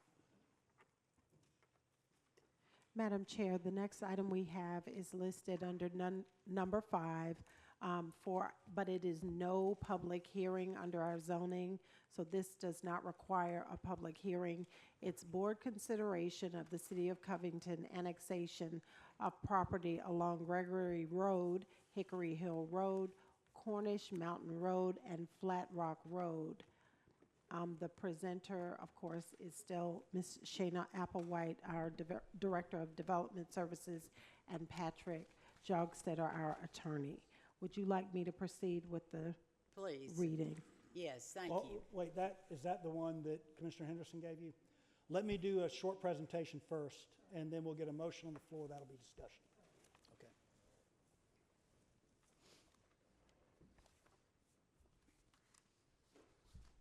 Bear with me 1 second while I get my papers straight.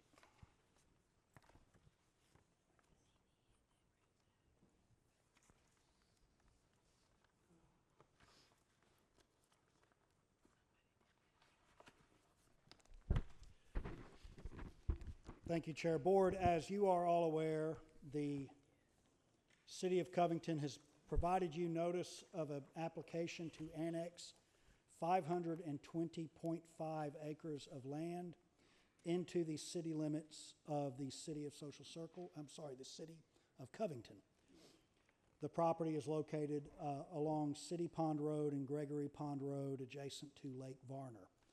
The proposed annexation consists of 18 different tracts of land, and the annexation, oh, there we go. There, if you would go to the next slide.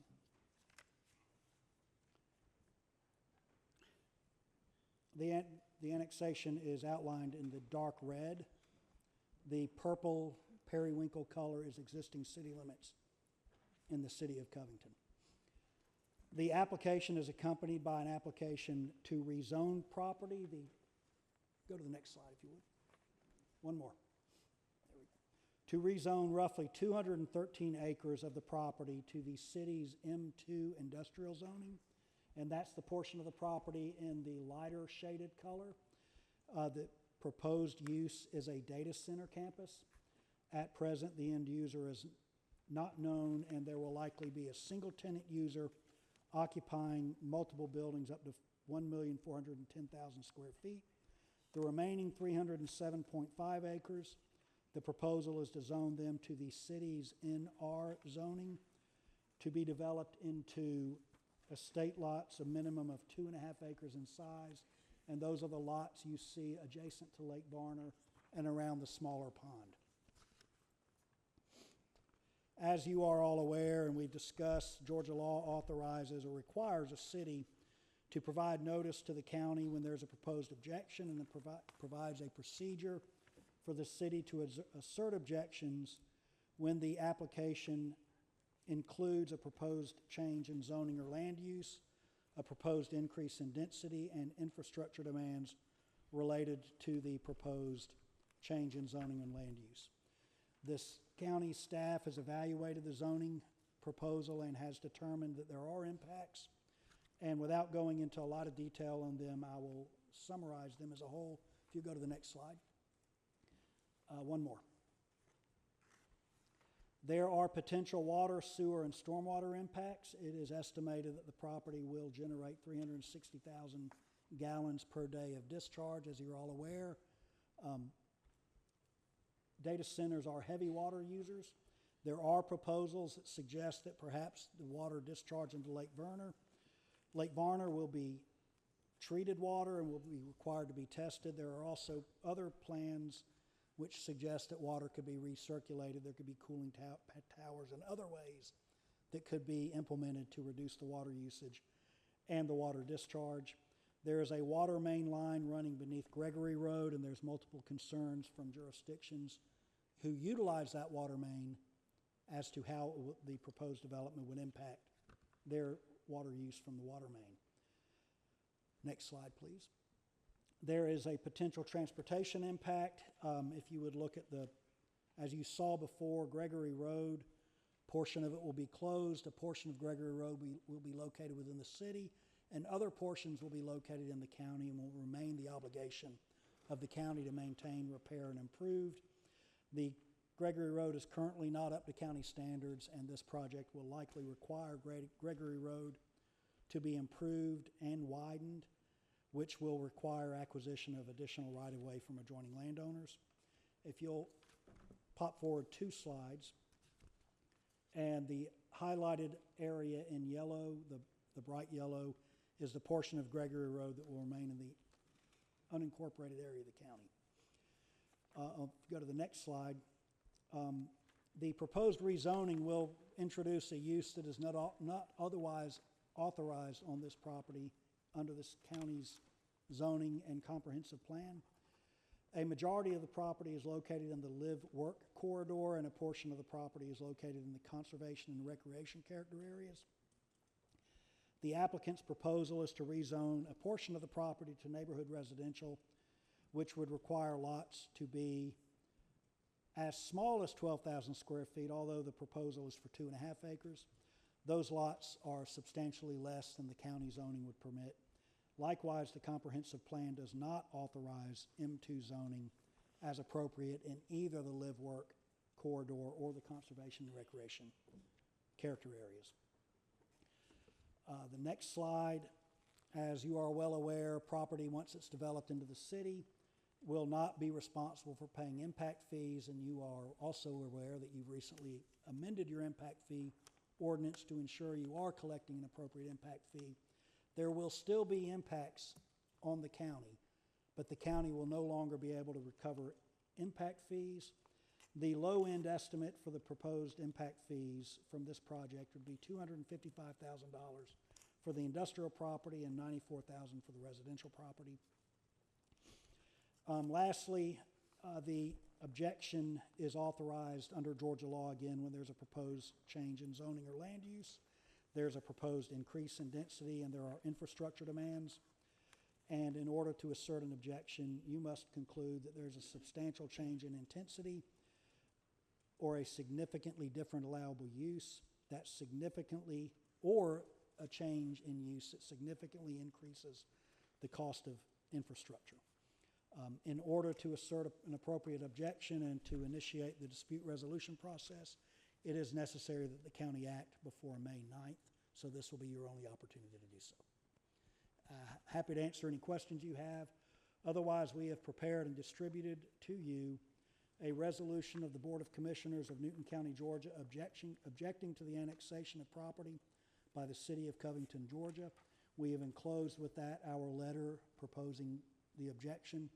The resolution authorizes us to distribute the letter subject to the changes that we identify as we continue to review the matter, and Mr. Brown and I will confirm any additional changes.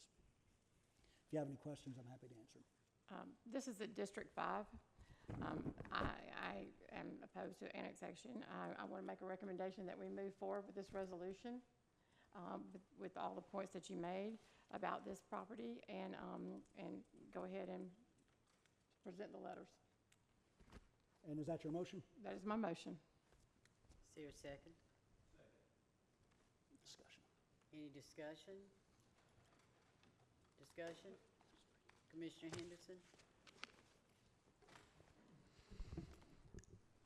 Chairman. Well, first, let me make a statement. First, I have 5 points of the reason why we should consider supporting City of Covington in this annexation. And first of all, you know, we've stood up here the past few weeks and talked about taxes. We talked about what House Bill 581 and our seniors, and the fact that we need to give them a bigger tax break So where's all this money coming from that we're gonna be doing? We have worked with the city of Covington for years and years. Steve Horton, more recently, Miss Fleta Baggett. And we all work for the common good of the citizens of Newton County. And from my own recollection, I've been here maybe a little bit longer than everybody else, we never have won an annexation.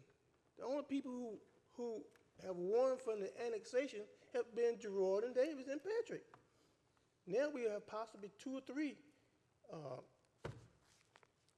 opposed annexation. You need to follow the money, people. And so that's the reason why I had 5 points, a few points, that unfortunately for me, I went to a meeting a little bit earlier and I was a little late, which I apologize for, with David Scott over at the church at St. Paul off Bromwich Road. And so I couldn't find my glasses, y'all. So, but God always have a ram in the bush. And my ram in the bush is the First Lady. And I'm asking her this time she read the letter that I had prepared. Thank you. Thank you, Mr. J.C. Thank you, Commissioner Henderson. Madam Chair, I'm going to read into the minutes points to consider during the discussion before the vote takes place on the Gregory Road Data Center annexation by the Board of Commissioners. I object. Is this proper Robert Rules of Order? Wait. Hold it. Is it proper Robert Rules of Order? Hold it. It is proper for discussion. For her to read? Discussion? She's doing it on behalf of Commissioner Okay, Henderson. I just want to make sure because it seemed like it was not Robert Rules of Order. I don't think there's anything inappropriate about that. Yes, okay. Let's do it the same way we do everybody else, please. With your permission, I'd like to read this information to be made part of the record for this Gregory Road agenda item.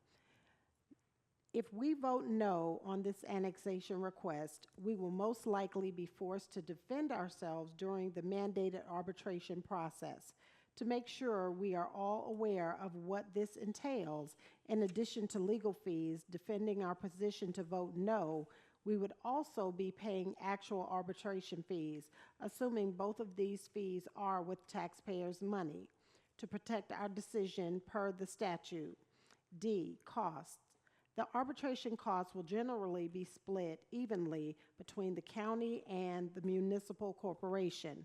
However, as provided above, in some circumstances, the panel may elect to arbitration the entirety of the costs associated with the arbitration process to one party.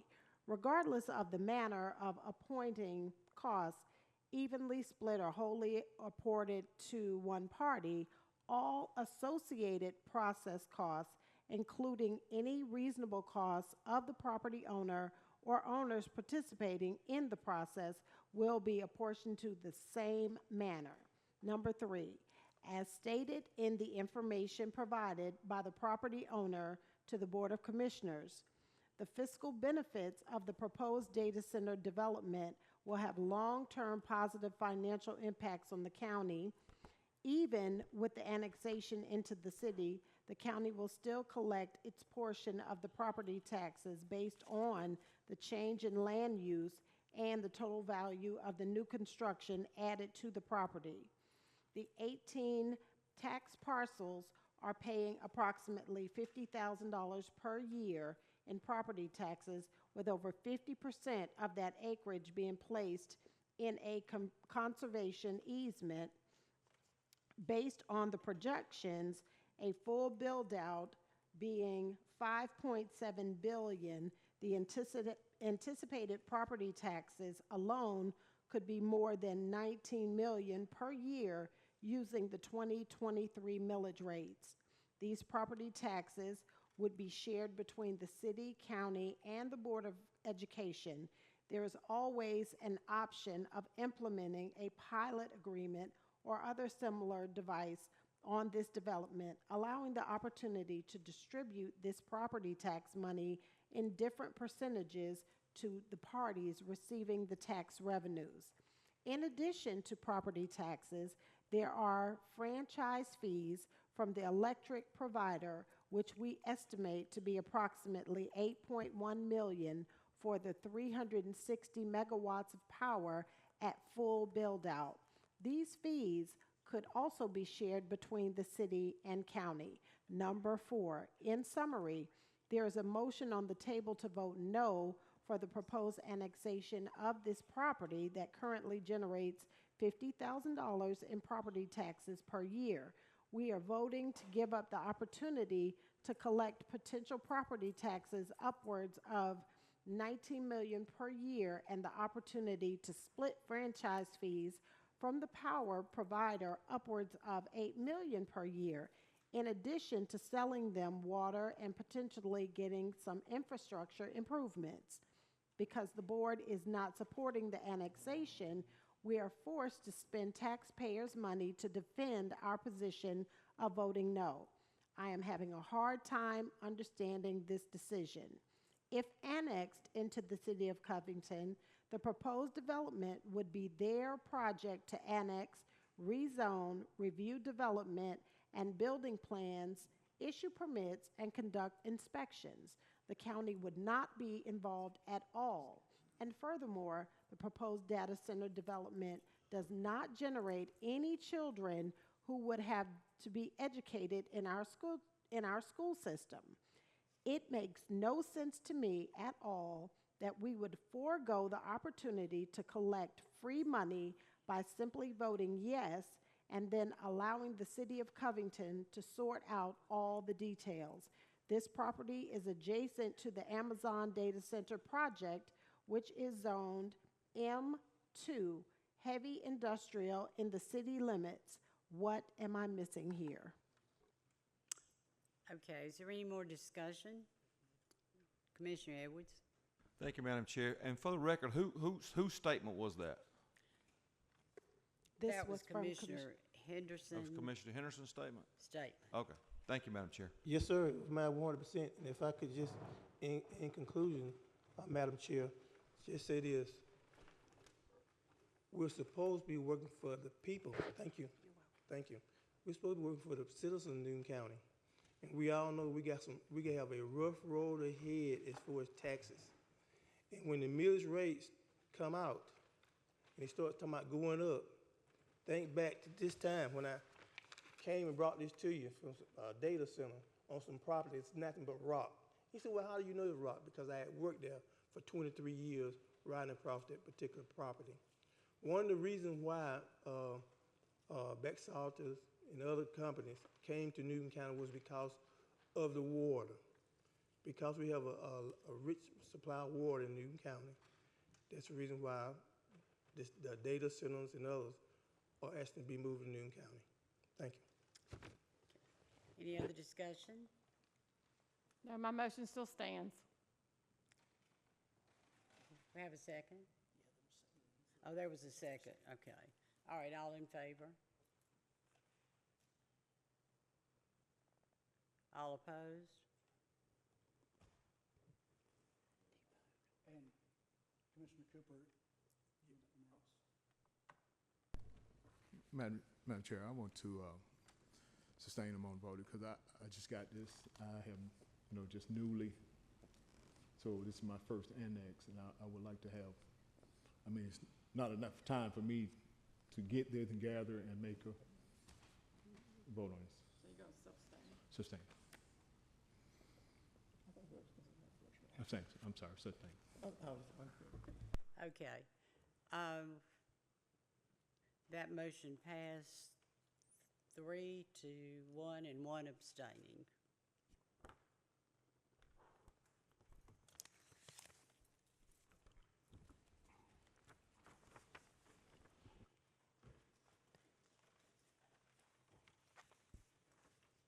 Madam Chair, we're going to reconvene at number 15 on the agenda. It is going to be presented by Nick Sorrells.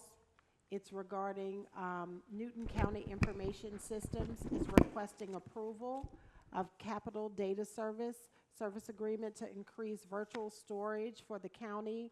And this again will be done through through Nick Searles, our microsystem specialist. Good evening, Madam Chair, Commissioners. This is to expand our virtual space to allow adequate use for our software and systems. This would allow this will continue to allow the functionality of the county to continue moving forward. We are short a couple quotes, but we would like to request approval pending those additional quotes coming in. Not quotes, I apologize, recommendations. So what we're looking for is that this is one particular server. We're looking for support letters that no other provider can support that piece of equipment. Thank you. Do we have a motion or any discussion?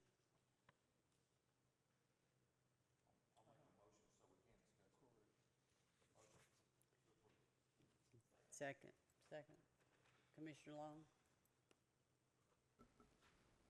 Any discussion? Thank you, Madam Chair. I just wanted to ask, because I didn't see here, the cost $37,691 and 28 cents. Where that will actually be coming from? What's the source of that funding? It will be an amendment adjustment from the general funds that placed into the IT department.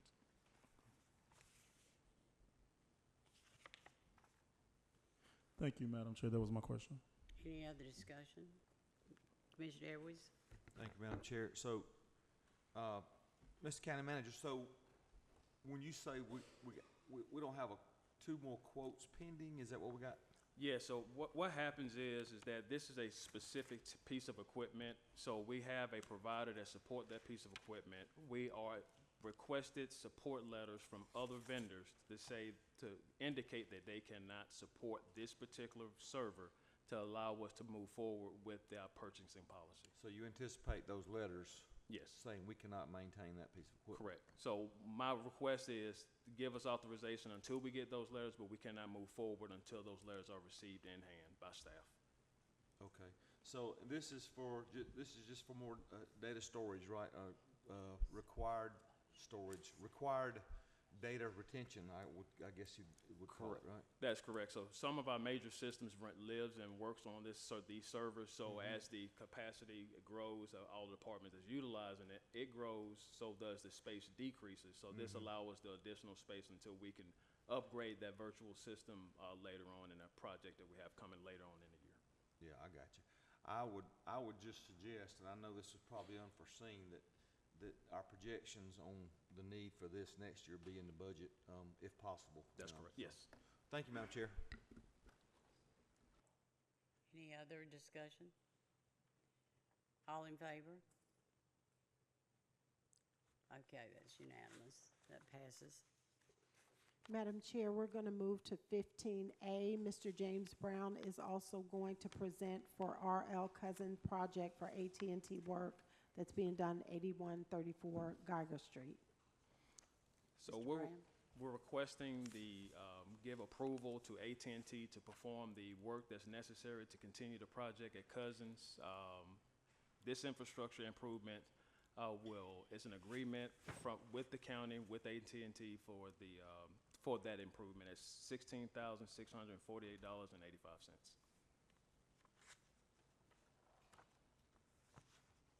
Commissioner Henderson? Thank you, Madam Chair. Is this for the phone lines or something? That's for phone lines and data service that comes into the building for that whole complex. Absolutely.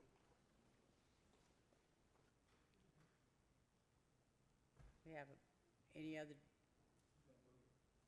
other discussion?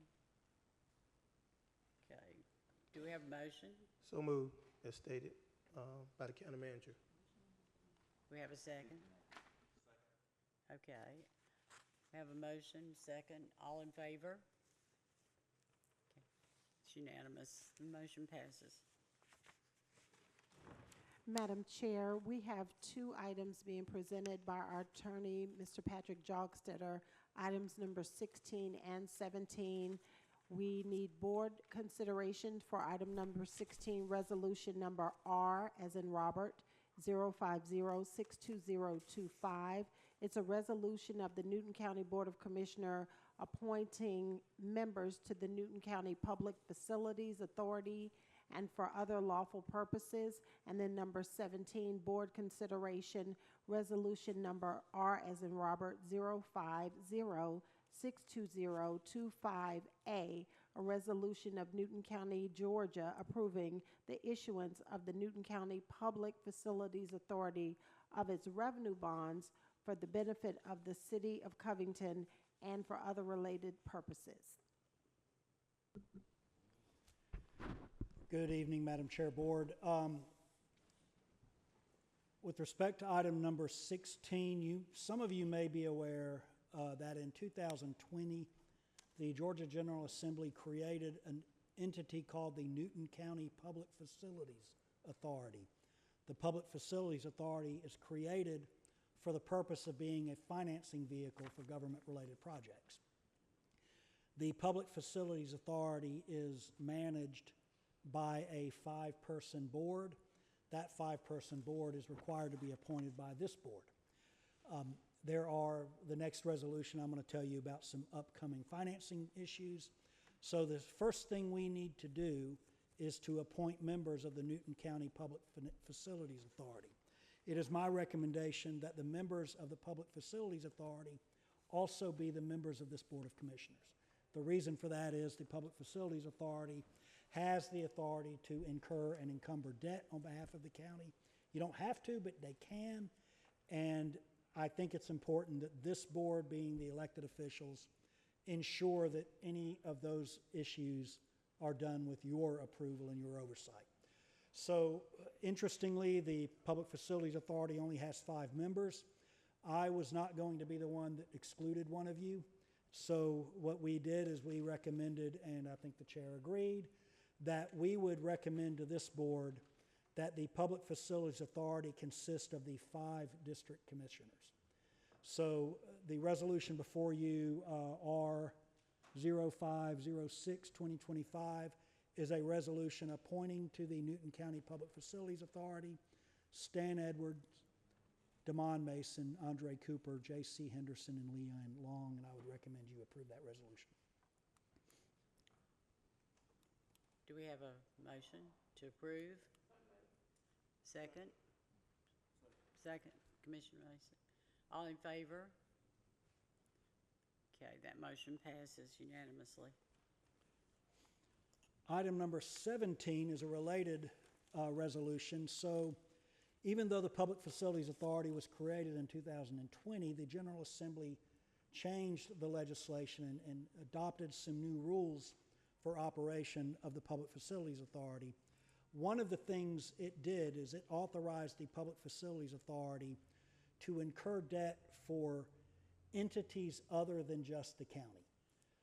For instance, another authority or even a city.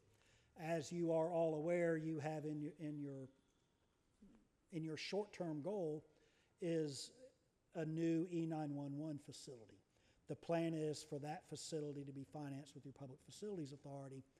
Also, the city of Covington has made a request to finance some infrastructure improvements in the downtown area, primarily some stormwater and related facilities on the square. And in order to proceed with either of those facilities or either of those loan obligations, it is necessary that this board authorize the Public Facilities Authority to consider those. I want to make it clear that you are not incurring any debt on behalf of the city. The Public Facilities Authority will not incur debt on behalf of the city. Neither the authority nor the county will owe any money because of the city's projects. The authority would just be the conduit for that financing. So this resolution will satisfy the requirement of the updated Public Facilities Authority Act, which requires the Board of Commissioners to consent to any loan that benefits any entity other than the Board of Commissioners. So again, I would recommend approval of R0506-2025A. And I will remind you that as soon as we adjourn this meeting, we will go right into a meeting of the Public Facilities Authority to adopt a couple of more resolutions, and that should happen relatively quickly. Do we have all in favor? Okay, it's unanimous, that passed. Madam Chair, we're moving into item number 18 regarding our IGA, our intergovernmental agreement. We have Mr. Ken Malcolm with the City of Covington Tourism and Downtown Development Director. It is regarding a request for our annual contribution to the City of Covington for our July 3rd fireworks show to include half of the new tariff fee.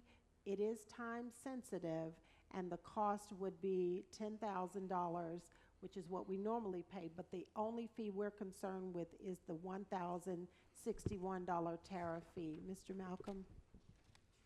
Good evening, Madam Chair and Commissioners. You just covered everything I was going to say, so I'm here to answer any questions you may have about the tariff charges. These were new charges that were brought about recently. The product is coming in from China, so there, as you know, there are tremendous tariff charges going on at this moment. The current, this particular project was locked in at 22.5%. The current tariffs are over 140% at this time, so this was locked in. So the city of Covington is absorbing some of these fees. Again, the ask tonight is, would the county also consider assisting with the tariff charges? Are there any questions?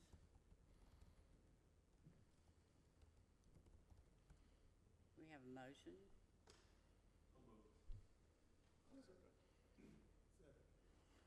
Who? Cooper, okay. All right. All in favor? Okay, the motion passes unanimously. Thank you. Good night. Thank you for staying with us. Thank you for your patience, Mr. Malcolm. Madam Chair, we're moving into item number 19, citizen comments.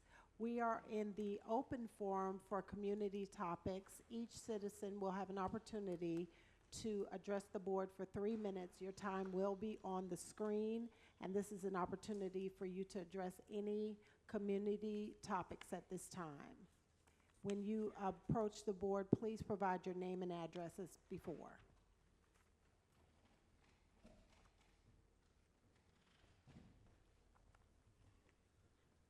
Before my time starts, can I ask a question? Can I have a slide put up that was presented a few minutes back? No? Okay, thank you. There was a slide at the beginning. There you go. There was a slide at the beginning of the annexation speak a minute ago. It said annexation by the City of Covington.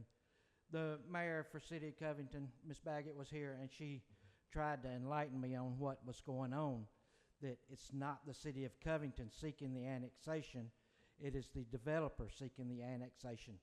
From what that said, it sounded as though the City of Covington was doing it, and that's what I was speaking to when I spoke at the first citizens' comments, is I thought it was initiated by the City of Covington. So I would like to have that cleared up on what I was wrong on to start with. Regarding data centers, we had a meeting back last fall with Newton County Water, Covington Water, the One Water team, and they mentioned Newton County growing by 60,000 people. And by the time today's teenagers retire, the population of Newton County would double. I don't recall at that meeting that data centers were even mentioned. Data centers are extremely thirsty. Mr. Brown, I don't envy your job right now. I know your workload has increased a lot. I would like to hear from our One Water team how much this is changing our future plans, if any. I'm sure it has. The business environment has changed here greatly. I know the county and cities cannot say, we can't handle you, you can't move your business here. I realize we cannot do that, but we would like, the citizens would like to know what's coming, what this county is planning, what this city is planning. We would like to know. Also, for those that don't keep up with what's happening with Rivian, They are building a facility in Normal, Illinois for their suppliers. Supposedly maybe even an underground tunnel connecting to their plant. I've said this from the beginning, it's not just the plant, it's everything that goes with the plant. There will be multi-businesses, multi-industrial, and so I just wanted to inform everyone that doesn't keep up with that, what Rivian is up to. Thank you very much. Thank you. Anyone else?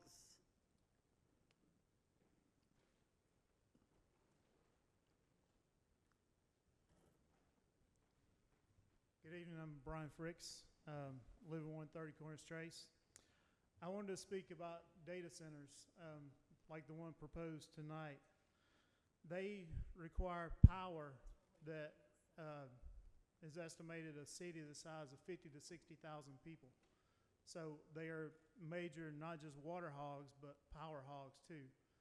And I don't, maybe it may generate taxes, but there's a lot other options that could help taxes, improve the tax base here, rather than just giving something to a big facility like this. They do have heavy water use, and where they're proposing this annexation there would be in the watershed for Lake Varner, which is one of the premier water resources in the state. They have very good water, and to think that they would be discharging water into the reservoir is a major concern. You can't drink money, so we need to keep our water healthy and keep it clean. Another thing, the data center they have going now is turned into a rock quarry. There's constant blasting, which releases radon gas. I don't know if there's any monitoring of that being going on at the facility, which is also a major source of cancer. This county's been impacted enough by cancer. We need to make sure we do all we can to protect our citizens. Also, the traffic there on Flat Rock Road,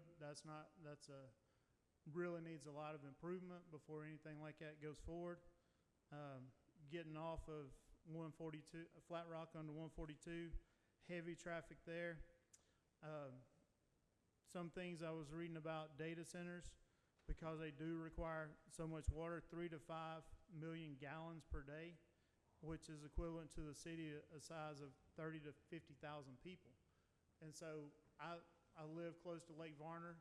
The pool sits oftentimes during the summer down 3 to 4 feet every summer, and we have to pump out of the alcova to fill that. So that's another cost that's really incurred a lot by the city. So if you guys were thinking about how you're going to defend your position, I just wanted to share some of that information with you. Thank you. Is anyone else?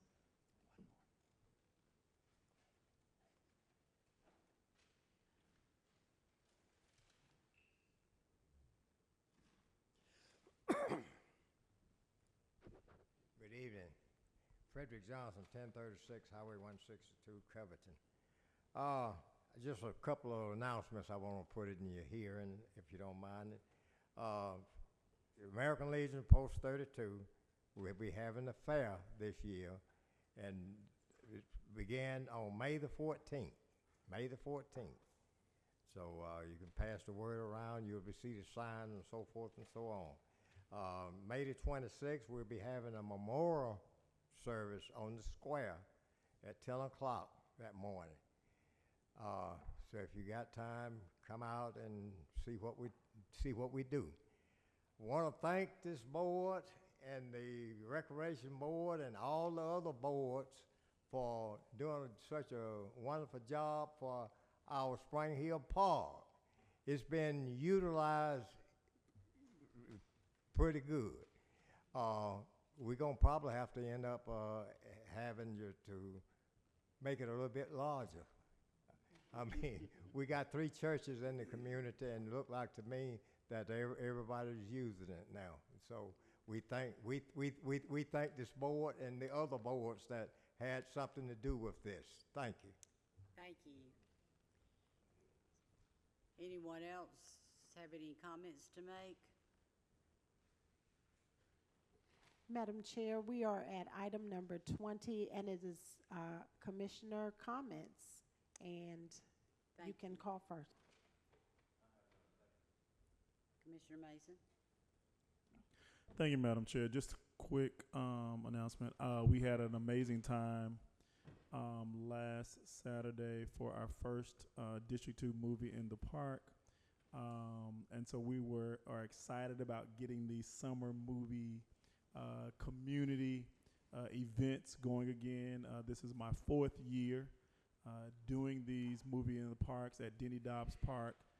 We always have an amazing time, a great time. We are looking forward to having our next one June 20th, which is a Friday. And so come out, enjoy the movie, enjoy the fellowship, enjoy connecting with those people that you may not have had an opportunity to connect with within the community, within the district. It's not just about District 2. We're inviting everybody. So anybody in Newton County is more than welcome to come, even those that are surrounding counties. District 2, we border Henry County on one side, Rockdale County on the other side, and we're only about 10 minutes from DeKalb County. And so we're the furthest west, the district the furthest west of Newton County. And so we even invite those counties and individuals from those counties, and they come. I've met people from DeKalb, Henry, and Rockdale over the 4 years at these events. So we're looking forward to having another successful event on June the 20th. Thank you. Thank you. Commissioner Cooper? I don't have any. Commissioner Henderson? Thank you, Madam Chair. I was just, I didn't get a chance to mention the last time, I don't think. It was about the Easter egg hunt in Nelson Heights.